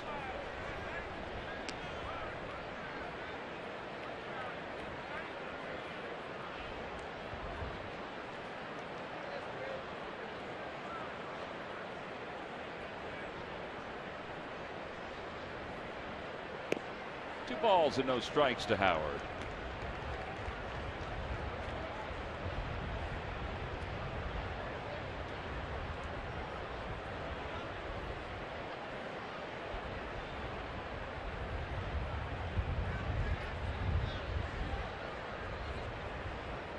Howard pulls that on one hop out to shallow right field. And side is retired. So Rendon takes care of Ryan Howard. The Phillies do get a base runner, but they leave one. Middle of the 6th inning now in Washington, D.C. The Nationals hanging on to a 3-run lead over the Phillies.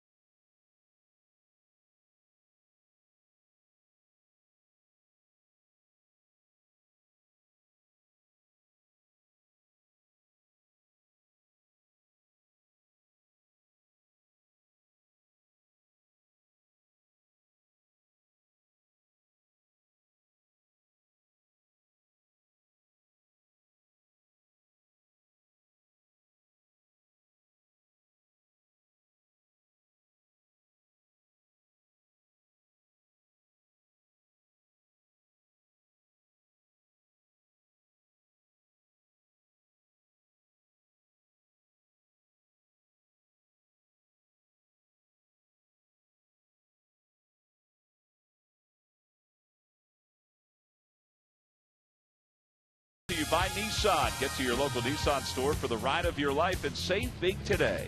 By Xfinity, your home for the most live sports. And by WB Mason, you can't go wrong when you buy right.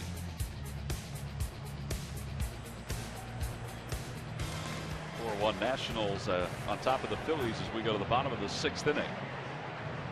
And it'll be Danny Espinosa, Jose Lobaton, and Doug Fister's spot. Now there is bullpen action for the Nationals. They had the off day the other day.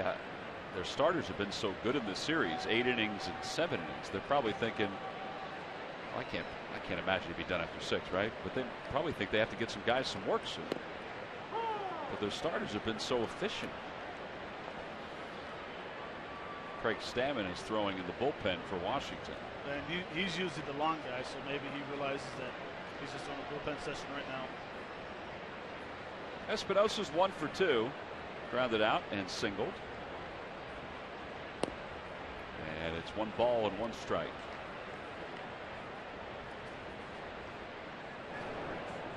There is Craig Stammen.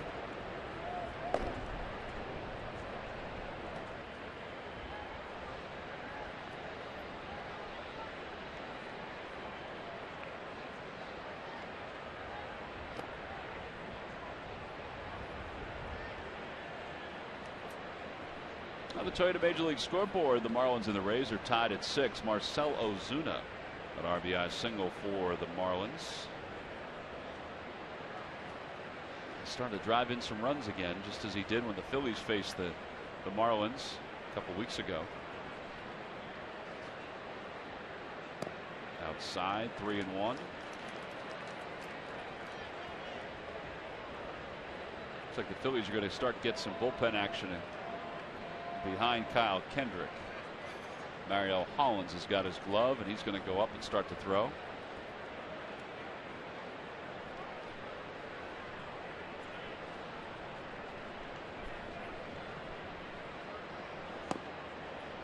And there's ball 4. Well, there's not going to be a long leash right now for Kyle because they're down 4-1 already. They can't let this get any deeper. As promised earlier in the game, we have the AT&T fan photo of the game, and Laverne has provided this photo. Pretty patriotic. You can tweet your photo to #PhillyFanPhoto for a chance to be shown in an upcoming game broadcast brought to you by AT&T. Now Laverne is promoting a Hatfield Dollar Dog Night, it looks like, at Citizens Bank Club. Lobaton fouls it back. It's 0-1.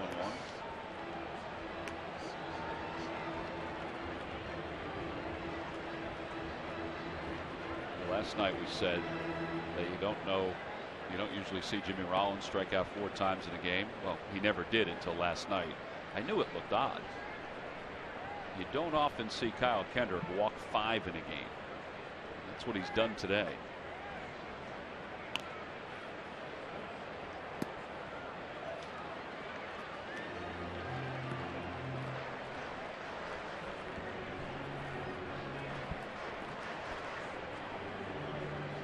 Just not in his MO, Matt. You know, he's a guy that he won't strike you out all the time. He'll give up ground balls and fly balls, mostly ground balls, but he doesn't usually give out the free passes. At least not at this rate. Swing and a miss, and Lobaton is struck out. And Pfister will indeed bat with 1 out here in the 6th inning. It has to come all the way back to his confidence in the sinker, his cutter. He hasn't thrown a lot of cutters tonight. The last cutter he threw was Jason Murphy, based up the middle. But to me, it just looks like this last pitch is a very nice changeup. This last one, and that's what he needs to do. It just seems like he doesn't have the confidence of, okay, should I throw this sinker inside to a lefty? What happens if it comes back over the middle? That's almost the thought process that looks like he's having right now. There's a little bit of doubt in his mind with the stuff he has. That's why it makes it seem like sometimes that and I know in his mind he's not doing this, but it seems like he's nibbling. Right. So that indecisiveness. You know, if you want to throw that front door 2-seamer, and if you overthrow it and you hit the guy in the hip, who cares? I mean, the bottom line is now you threw that pitch in there with authority. One that sets up for now when people start looking in there. Because I can guarantee if you're going through a scouting report, okay, Kyle Kendrick, he loves that front door 2-seamer. Well, how many left-handed hitters has he hit with the fastball? 0. All right, well, now I know that his ball either starts for a strike and comes back over the middle of the plate, or he's missing him without being able to throw a strike. So you don't have to think about bailing at all. Not a bear bit. Down. Yeah. Not a bit. Pfister does bunt. The A-base is a long way to go to pick it up, and they're able to throw Pfister out. So the sacrifice is successful for the 2nd time today. 2-4 on the put out. And here's Denard Span.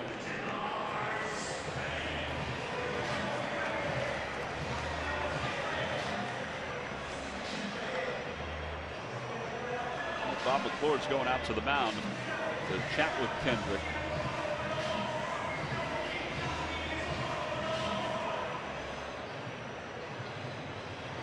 Well, they're not out there to buy time for Hollins because he should be warmed up by now if they ever needed to bring him in. It's not going to be in this spot anyway with 2 outs and Span up. Can't imagine they're going to talk about walking him and then facing Rendon. Rendon's been so hot. Sunday, June 29th, the Phillies take on the Atlanta Braves. We mentioned this before. This is a great giveaway. It's one of the best ones of the year. It's compliments of the Rothman Institute. It's the Dominic Brown jersey. It's for fans 14 and under, and you can purchase tickets by going to Phillies.com.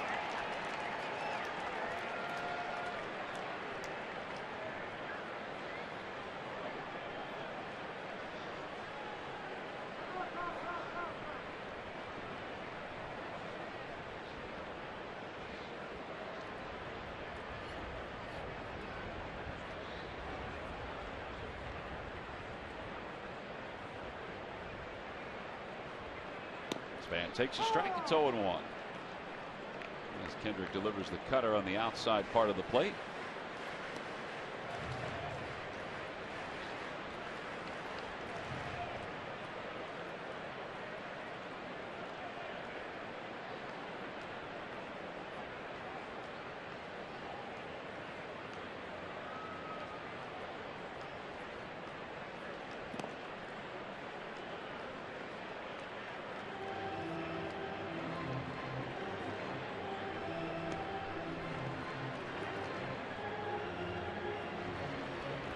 And I made a point earlier about hit by pitch. That's one of the stats that I would look at. How many hitters a pitcher has hit throughout his that year or in his career means he's either effectively wild or he pitches for a purpose. Now with Kendrick earlier with the hits batsman, that gives him 3 this year. There's a fly ball out toward right center field. And Mayberry makes the catch. So he gets the left-hander out. He doesn't use the two-seamer to do it on the inner half of the plate. Definitely something to think about. There's no doubt about that. We'll go to the 7th inning, and John Mayberry will start it off when we return.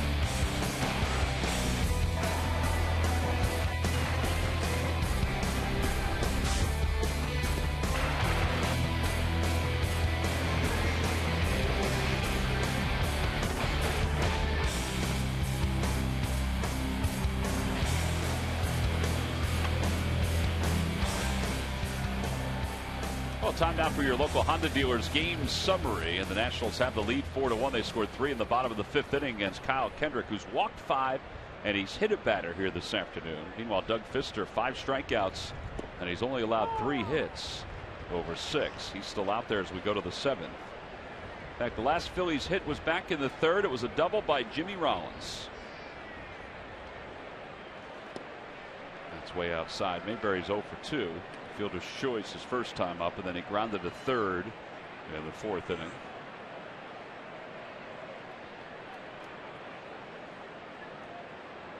One ball, one strike.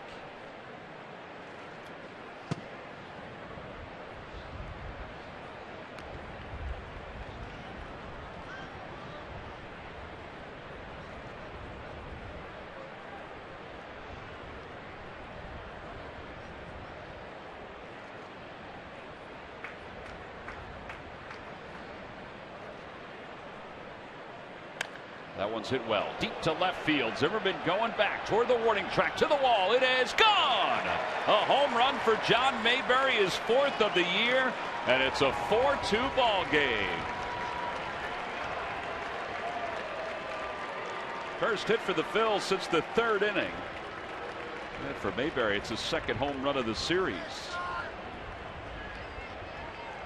All right, so now it's just a 2-run ball game. Well, Mayberry's been swinging the bat well coming off the bench, getting some confidence, getting a chance to play fastball right down the middle. And he's been swinging the bat well, and that's what happens when you have a good approach and swinging the bat well. Mistake pitches, you hit a long way.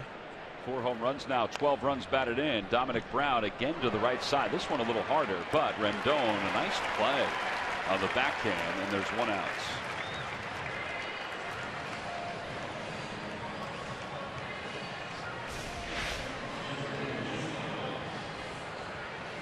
I mean, everything is just slowed down so well for him right now. The more at bats he gets, you can see he's feeling more comfortable. His timing is getting quieter. He's not so heavy on the front foot. And what I mean is when he lands, he doesn't land so hard. It's almost like you land on an egg carton. You don't want to break the eggs, so you land on the inside of your foot. He's got some good rhythm working right now, and he's got a very nice swing. Well, you were talking about that the other day with Ryan Howard, you know, getting his foot down, having everything fluid. And Ryan did that the other day with one of his home runs. one of the players, I can't remember who it was talking to you about it and was saying, yeah, you were right on that. You're right on with that. And you're showing the video and Tony stuff Gwynn. like that. Tony Gwynn. Yeah, Tony was talking to you about that, the split screen that you and Schmitty had going. Yep. And you said, yeah, the foot going down, it's going up, going down. And Mayberry came over and you spun around. And you said, and you do the same thing. And then you walked out. But right there is when everything works perfectly. Yep. 2 balls and no strikes to Nieves. And it's 3-0.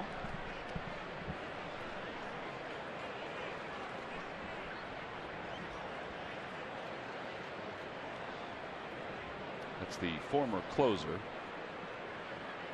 Drew Story.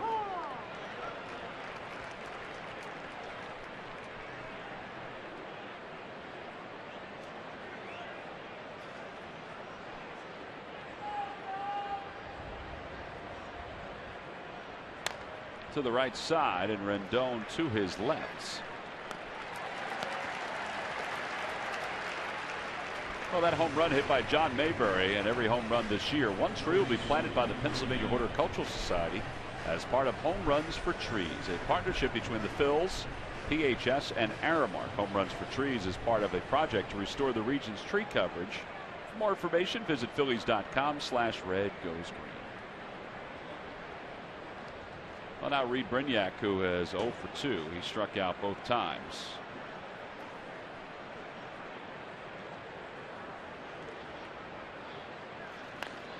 Fly ball left field. Ryan Zimmerman goes back a few steps. Now he comes in and makes the catch. So the Phillies draw a little closer with a solo home run by John Mayberry. It was the 4th home run of the year for Mayberry, the first one as a starter. The other 3 have been as a pinch hitter. So it's 4-2 as we go to the bottom of the 7th.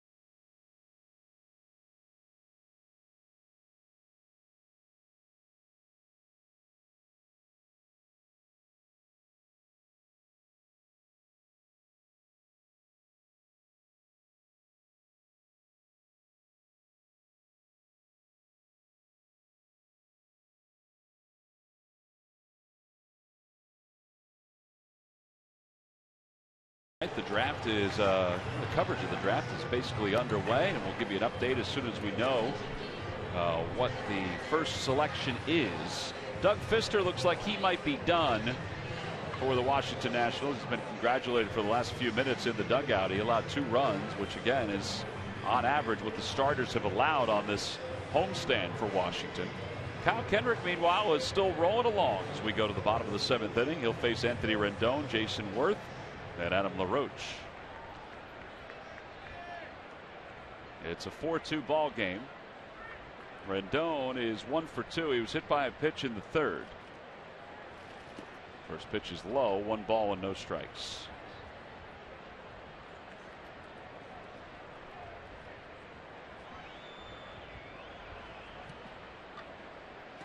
Phillies have bullpen action. The Nationals have bullpen action. 1 ball and 1 strike to Rendon. There's Jake Diekman, who's throwing in the Phillies pen.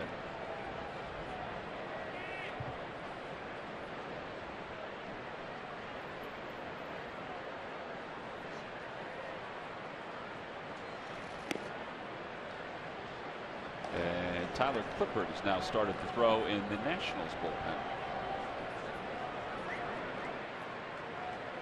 Well, Steven Strasburg last night went 7 innings, struck out 11. Jordan Zimmerman, who was sitting next to him, went 8 the night before. So Fister goes 7 today.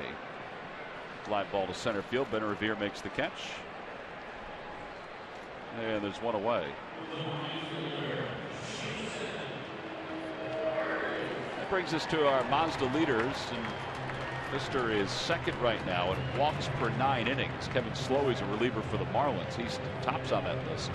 Cliff Lee, who still hasn't picked up a baseball since being diagnosed with that sore elbow, is number 4. Limiting the walks, such a big deal for any pitcher. Here's Worth. He's 1 for 2. He singled home a run and then scored his last time up. He's 1 for 2. Look at his reaction. No wondering whether he thinks a ball is a strike or not.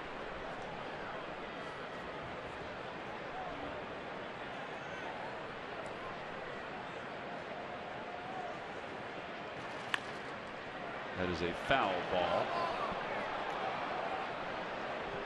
Ed Hickox, the third base umpire.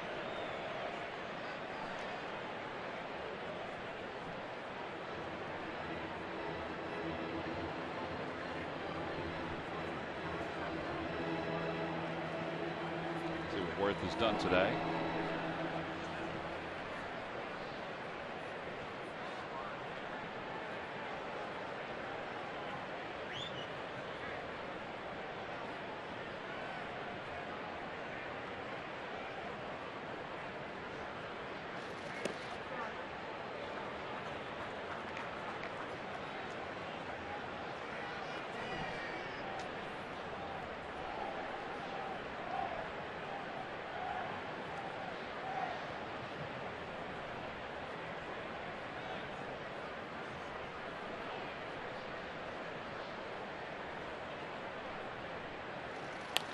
Fly ball center field. It's shallow. Utley is there. He'll make the call and the catch. And 2 away. Every time the Phillies pitchers retire the opposition 1-2-3, which Kendrick has not done today. Comcast will make a contribution to Phillies charities. Phillies baseball is brought to you by Xfinity, your home for the most live sports.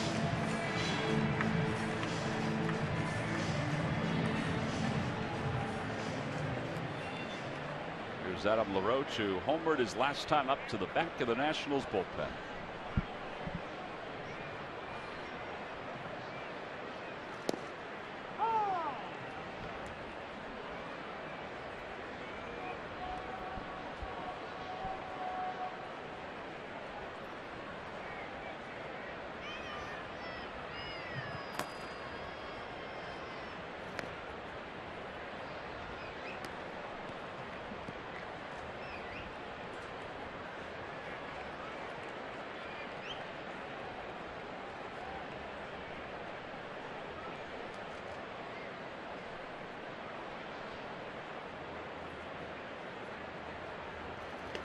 Good off-speed pitch. 1 ball and 2 strikes.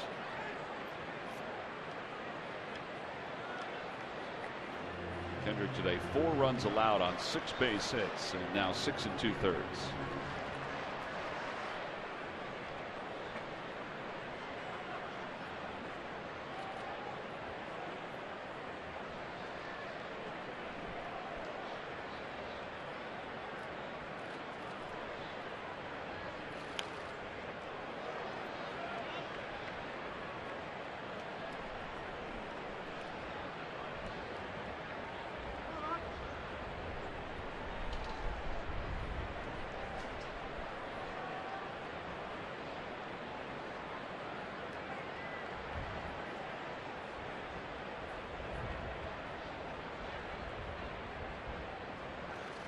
Broke his bat, ground ball to first base. Ryan Howard is there, flips underhand to Kendrick, and the side is retired. It is the first 1-2-3 inning of the day for Kyle Kendrick. We've completed our first 7. We'll go to the 8th inning. The Phillies have 6 outs to get a couple runs.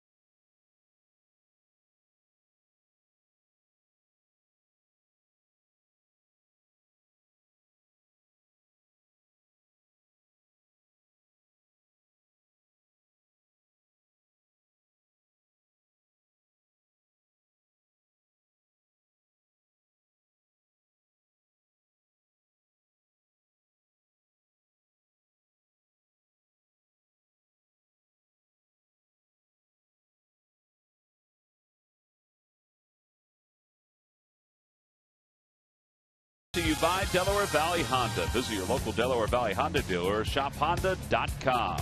By McDonald's. Any size hot or iced coffee is just $1. McDonald's, I'm loving it. And by Chevrolet. Visit your local dealer at chevydealer.com.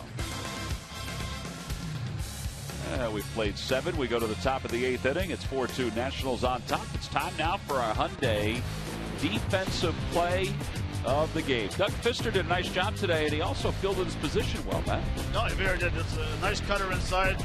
Turns and fluffs the ball. Makes it go to first base. Pretty athletic for a big, tall pitcher on the mound, especially the right-hander. He falls off using the other side of the rubber for the mound there. That is your defensive play of the game, brought to you by your local Hyundai. All right, well, Tyler Clippard will take over here in the top of the 8th inning. And Tony Gwynn Jr., who's 0 for his last 14, will pinch hit. There's Clippard's numbers. Second time he's faced the Phillies in this series. First pitch is inside. 1 ball and no strikes.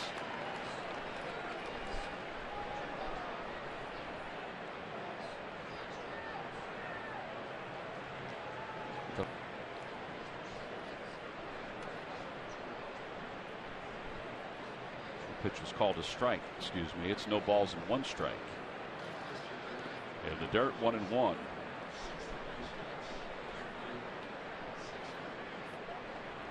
Tony pinch hitting here for Kyle Kendrick to start the 8th inning.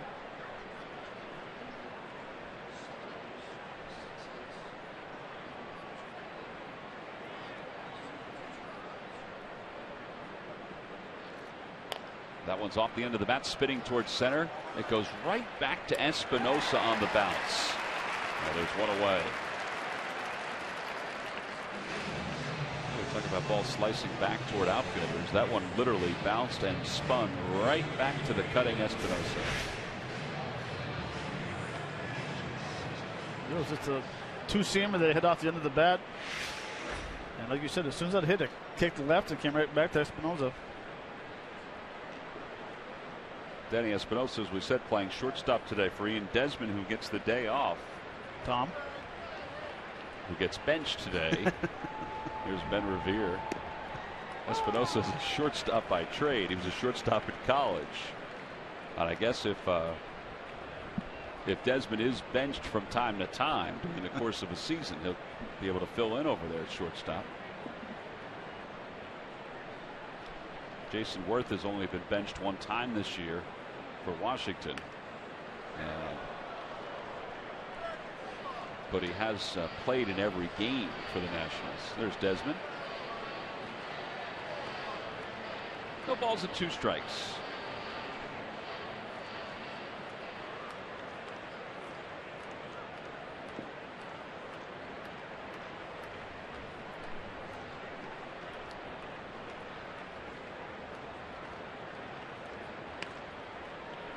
fouled away again.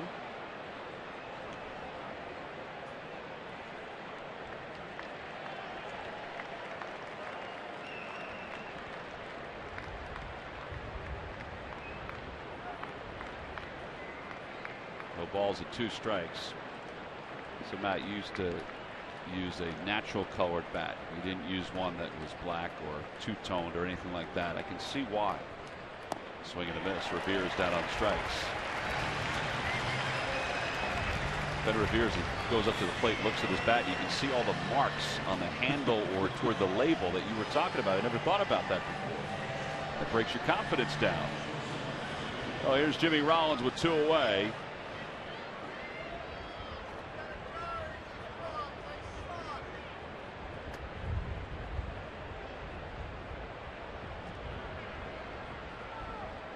Rollins is 1 for 2 with a sacrifice. And a strike on the inside part of the plate. It's funny because I never thought about that. It really showed when Revere held the bat up. I can see sort of white scuff, white scuff, white scuff, all toward the handle or toward the label. And even with Jimmy Rollins' two-tone bat, you can still see it. Outside, 1-1. You can see the good spots too. It's very faint.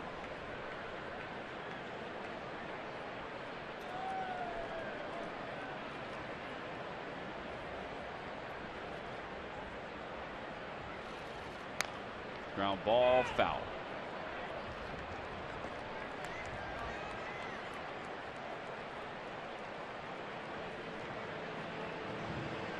Well, when I use the unfinished bat, and if I got jammed, there might be a little mark, usually a blue mark. But also when I swung a unfinished bat compared to a black bat, the black bat seemed like it was a lot shorter than the unfinished bat. Check swing, did it go? Yes, he did. Rollins has struck out, so back-to-back strikeouts for Clifford. Here in the 8th inning, the Phillies go down in order. So now we go to the bottom of the 8th inning. Ryan Zimmerman will lead it off with the Nationals on top 4-2.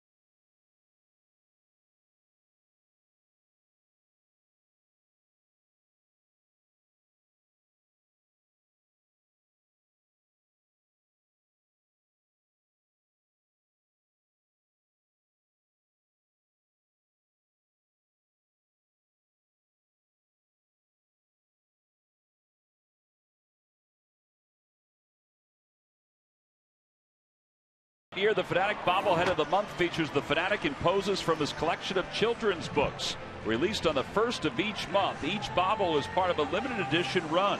Get yours before they're gone. Available exclusively at the Majestic Clubhouse store at Citizens Bank Park. Now, bottom of the 8th inning, it's the Nationals 4 and the Phillies 2.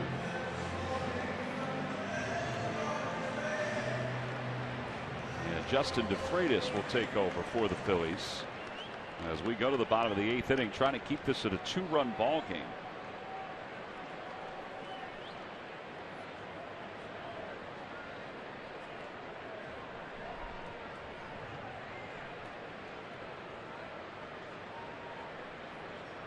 DeFreitas has not been scored upon since the Phillies brought him back from the minor leagues. He's pitched well for them. That's over for a strike. It's 0-1. Zimmerman is 1 for 2 with a walk today. One of 5 walks issued by Kyle Kendrick, who went 7 innings and allowed 6 hits and 4 runs.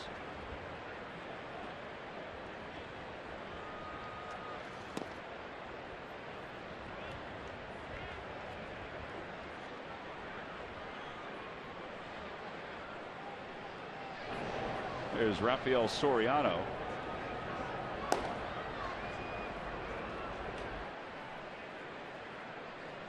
He doesn't really warm up. I mean, he just casually throws out there in the bullpen. He does the same thing on the mound when he comes out for a ball game. It's like we bothered him to come up and start the throw. Rustled him up from a slumber.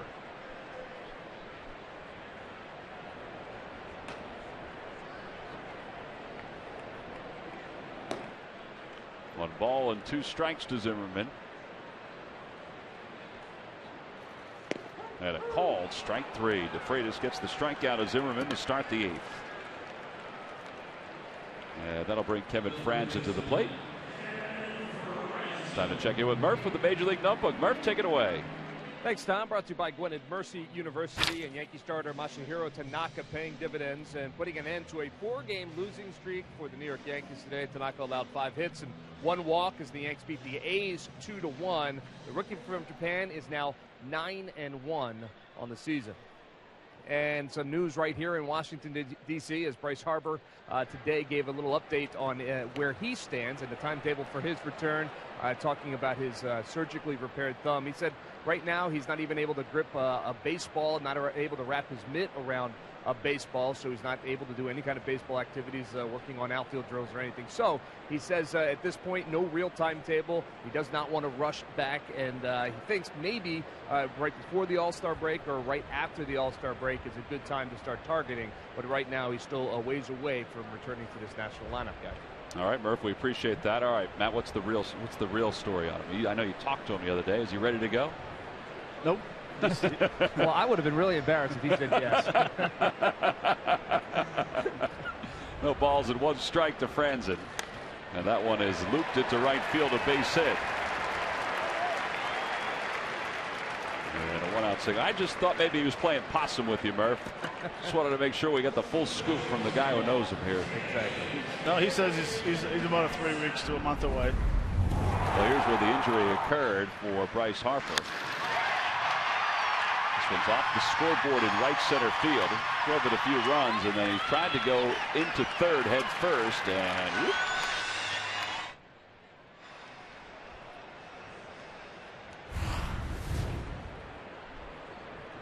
So the runner at first and 1 man down. Here's Danny Espinosa. He's 1 for 2. Now he had a pin placed in there, right? I believe he did.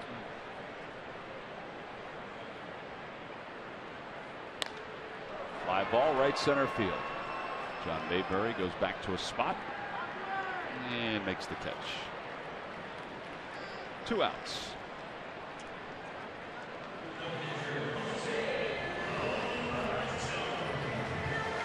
And here's Jose Lobaton.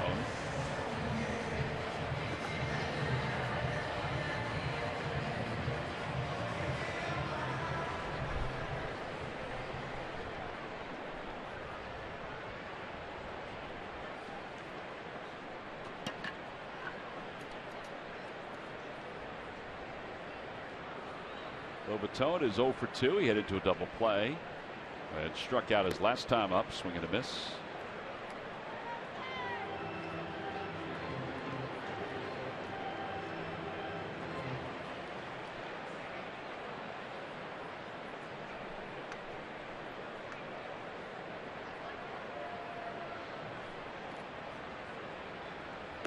Quick toss over. Franzen back well ahead of the throw.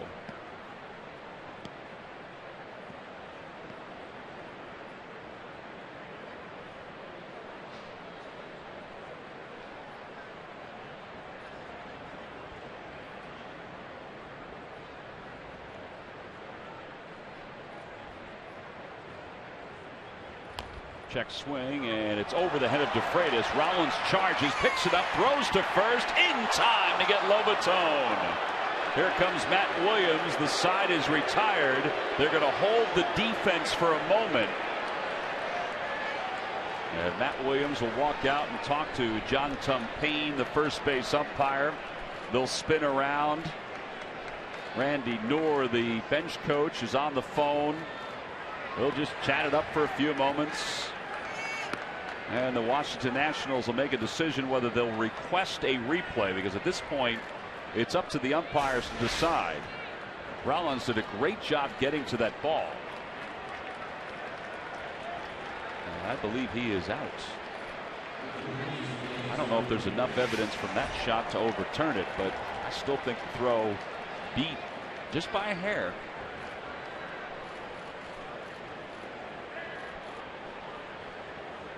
But we shall see. So the umpires, it's their choice to review this.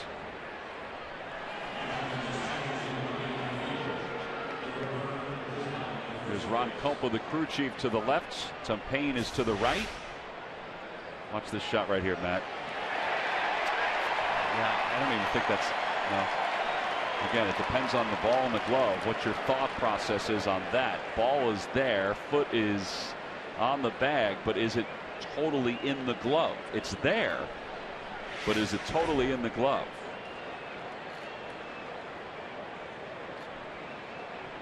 The tie does not go to the runner. We've had a couple of them that are basically up for grabs. I mean, the folks in New York are looking at it right now.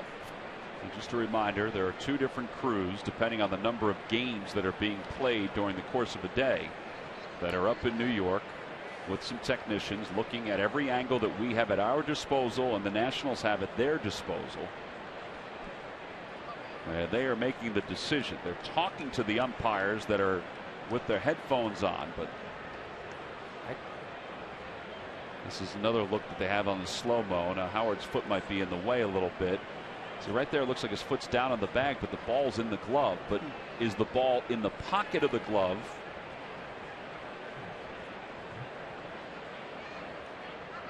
This is a tough one. I don't know if there's enough evidence to overturn it, but well, the thing that makes it so close at first base is where he landed. Right when he was going through that first base bag. Yeah, did he land on the edge of the bag or did he not? You know, that the foot was close to it. I mean, it might have been on it, but it was tough to tell by the angles. I mean, they're taking a long time to look at this, so they can do the same things that we can do. They have the slow-mo ability. They can, you know, move it forward, slow it down, and get the timing exactly down. Here's another look. Look where the foot is. See, the foot is down. The ball is in the glove. But is the ball, I mean, it's basically a tie. And the tie does, you know, as per rule, you got to beat the throw to the bag.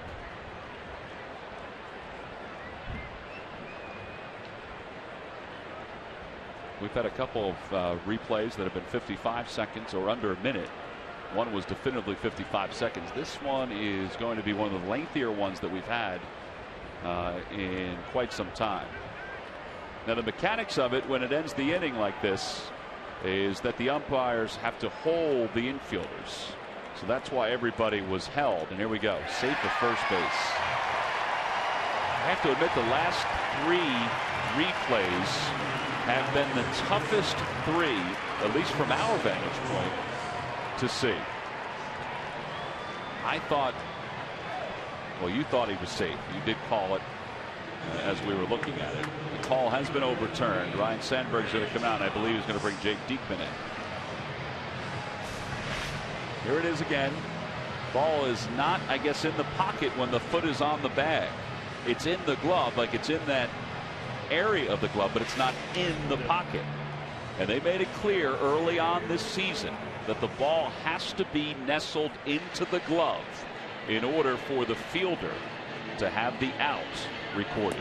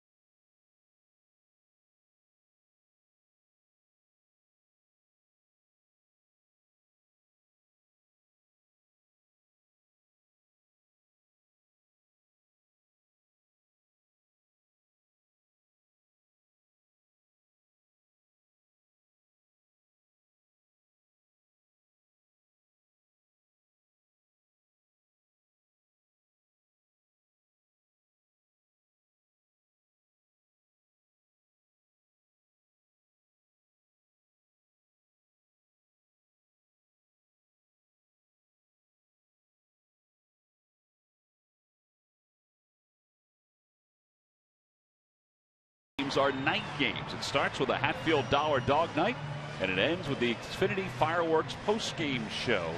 That's coming up on Thursday the 26th. Tickets can be purchased anytime by going to Phillies.com. Well, Greg Dobbs had been introduced as a pinch hitter for the Nationals, but when Ryan Sandberg decided to go to Jake Diekman, and Matt Williams countered with Hairston. So Diekman, 28th ball game, he's 2-2 with an ERA of 5.02. And he's on with 2 men on and 2 men down here in the bottom of the 8th inning.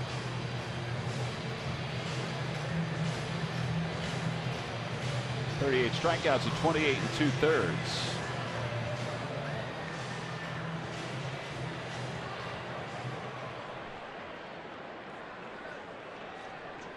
Hairston has been up 1 time in this series. Overall, he's hitting .467 against lefties and .312 for the year.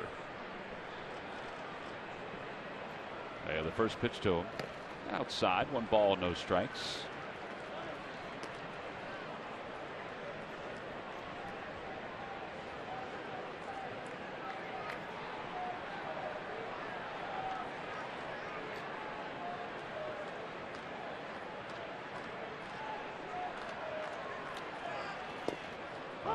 On the inside corner at the knees, 1 ball and 1 strike.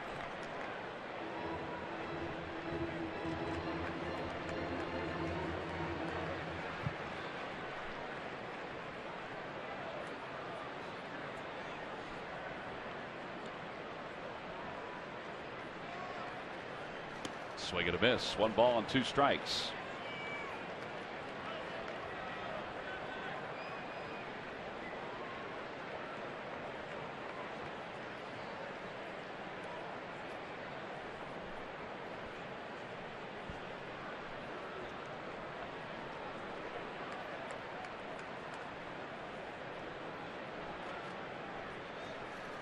Inside, 2-2.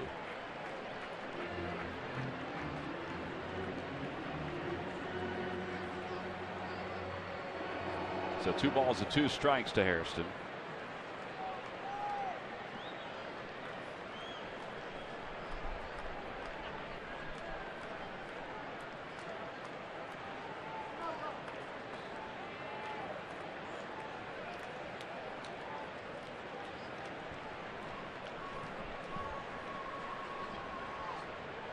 Will have Chase Utley leading things off in their half of the 9th inning, trying to keep it at a 4-2 game. There's to check swing on a breaking ball, and it's in tight, 3-2. So the runners will be off.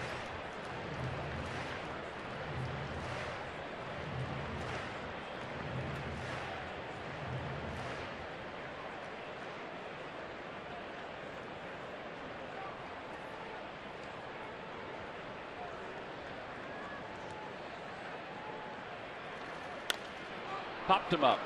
Shallow center field. Utley backpedaling. Makes the call and puts it away, and the side is retired. So Diekman gets the last out here in the 8th inning. So good job between Diekman and DeFreitas. So now we go to the 9th inning. The Phils try to avoid the sweep, and they'll do so against Rafael Soriano.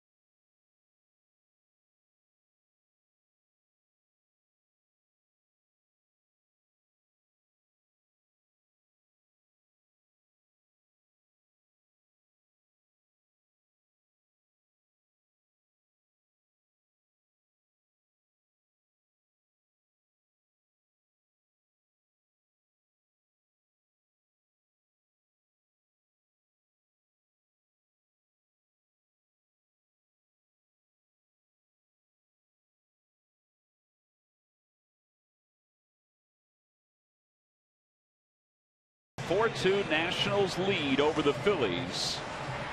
It's time now for our WB Mason delivery of the game. All right, so this is the key moment right now, this LaRoche home run. Yeah, that's at the front door sinker that didn't, front door, and it didn't sink.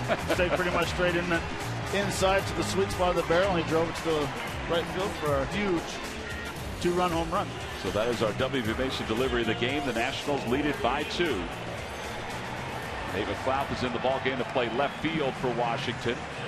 That's the only change defensively aside from the new pitcher. It's Rafael Soriano. What a year he's had. 22 innings.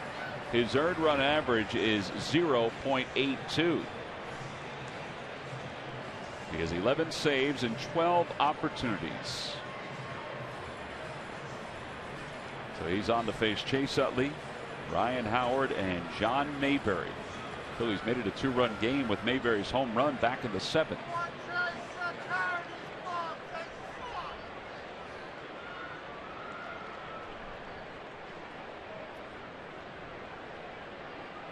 Opposition's hitting just 176 against Soriano.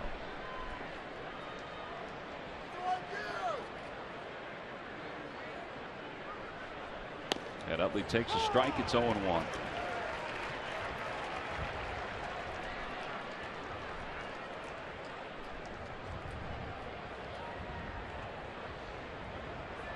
One for 3 against Soriano. Just those 3 at bats.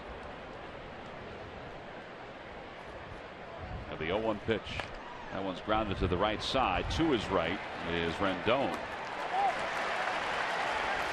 Clippard pitched a scoreless 8th inning, and now it's Soriano pitching the 9th in relief of Doug Fister, who went the first 7 and allowed 2 runs. Ryan Howard's coming up. Let's check in with Murph. The pitching matchups for this upcoming series. Murph? Well, yeah, after the team leaves Washington, D.C., he'll hop on a plane, head out to Cincinnati for a weekend series against the Reds. And Cole Hamels will get the ball tomorrow, taking on Johnny Cueto, who's 5-4. But look at that ERA, 1.68 so far this season. Then Roberto Hernandez and Alfredo Simon on Saturday. And then Sunday it'll be Homer Bailey and David Buchanan finishing up at 1 o'clock on Sunday afternoon. All right, Murph, we appreciate that. Ryan Howard fouls one over the head of Murph and out of play. Cole Hamels has had some very good numbers against the Cincinnati Reds, the team that he made his major league debut against. We'll be talking about that at the top of our broadcast tomorrow. 0-1 pitch.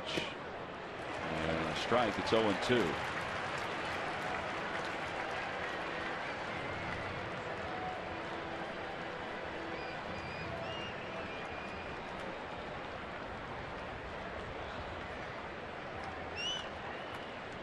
And now the 0-2 pitch to Howard. He lays off. 1 ball, 2 strikes.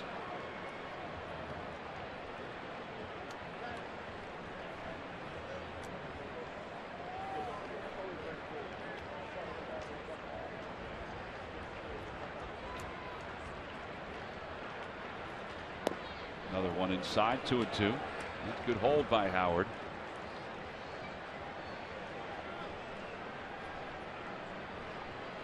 Ryan trying to get aboard. The Phillies are trying to bring the tying run to the plate here in the top of the 9th inning. No worries, man.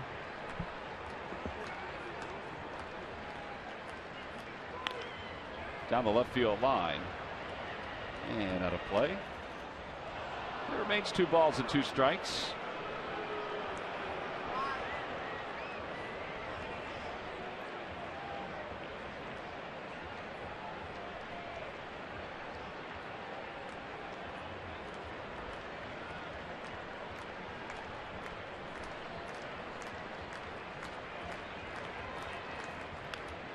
Another foul ball, so Howard fighting to stay alive here. It's 2 balls and 2 strikes. Phillies scored a run in the first to take the lead, and then the Nationals tied it in their half of the first. And then Washington took the lead in the 5th with 3 runs. RBI single by Worth. 2-run home run by LaRoche.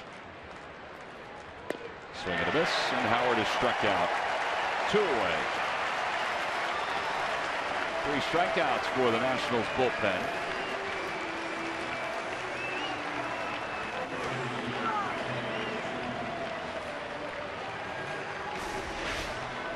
just a very nice hard slider, about 86 miles an hour. He's changed enough speed just to have Ryan Howard out in front of the fastballs that he's been battling before with 92, 93. One thing you'll see from Soriano is he changes his speed on pitches very well. He could hit 92, 93, go back off at 90, throw a nice 86, 87 mile an hour cutter. John Mayberry homered his last time up to make this a 4-2 ball game.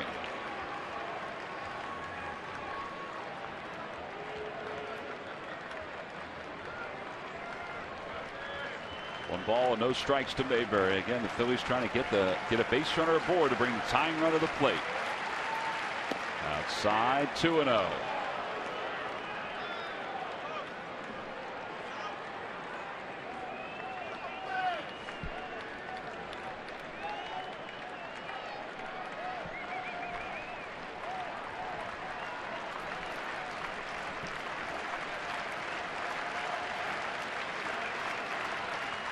Inside, 3 balls and no strikes.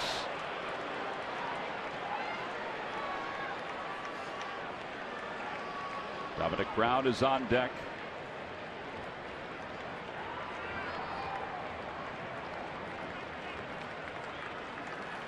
Mayberry's taken all the way. It's 3-1.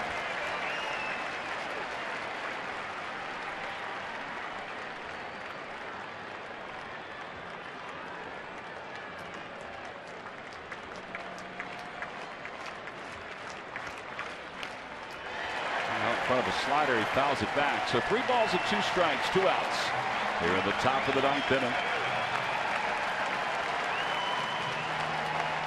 Phillies had a lot of success down here in Washington for a number of years. They haven't had a lot of success recently. They've lost the first 2 of this series, and they're trying to salvage this final game, but they're down to their final strike and their final out. And now the 3-2 pitch to Mayberry. Swing and a miss. He got him with a high fastball on the side. Is retired, and the Nationals have swept out the Phillies, who have now lost 6 consecutive games and are 10 games under 500. The Nationals win it today, 4-2. Our Chevy player of the game was the starting pitcher again for the Nationals, Doug Fister. He picked up where Strasburg and Jordan Zimmerman, Matt, left off the last 2 nights. Yeah, he really did. Went out and he threw a lot of strikes, pounded the strike zone with fastballs, curveballs, the front door sinker. The thing about him, he never gets rattled. He can get in trouble, and he knows he has the defense behind him to make good plays. He has not an overpowering fastball, but he has a very good changeup. And he got a lot of awkward swings and a lot of easy ground balls. Yeah, he didn't have a whole lot of base runners today. There were just 3 innings where he had base runners. Well, 4 counting the inning in which John Mayberry hit the home run. So he improves to 4-1, and the Nationals have swept out the Phillies here this afternoon. Adam LaRoche was the hitting star. 4-2 the victory for Matt Williams' team.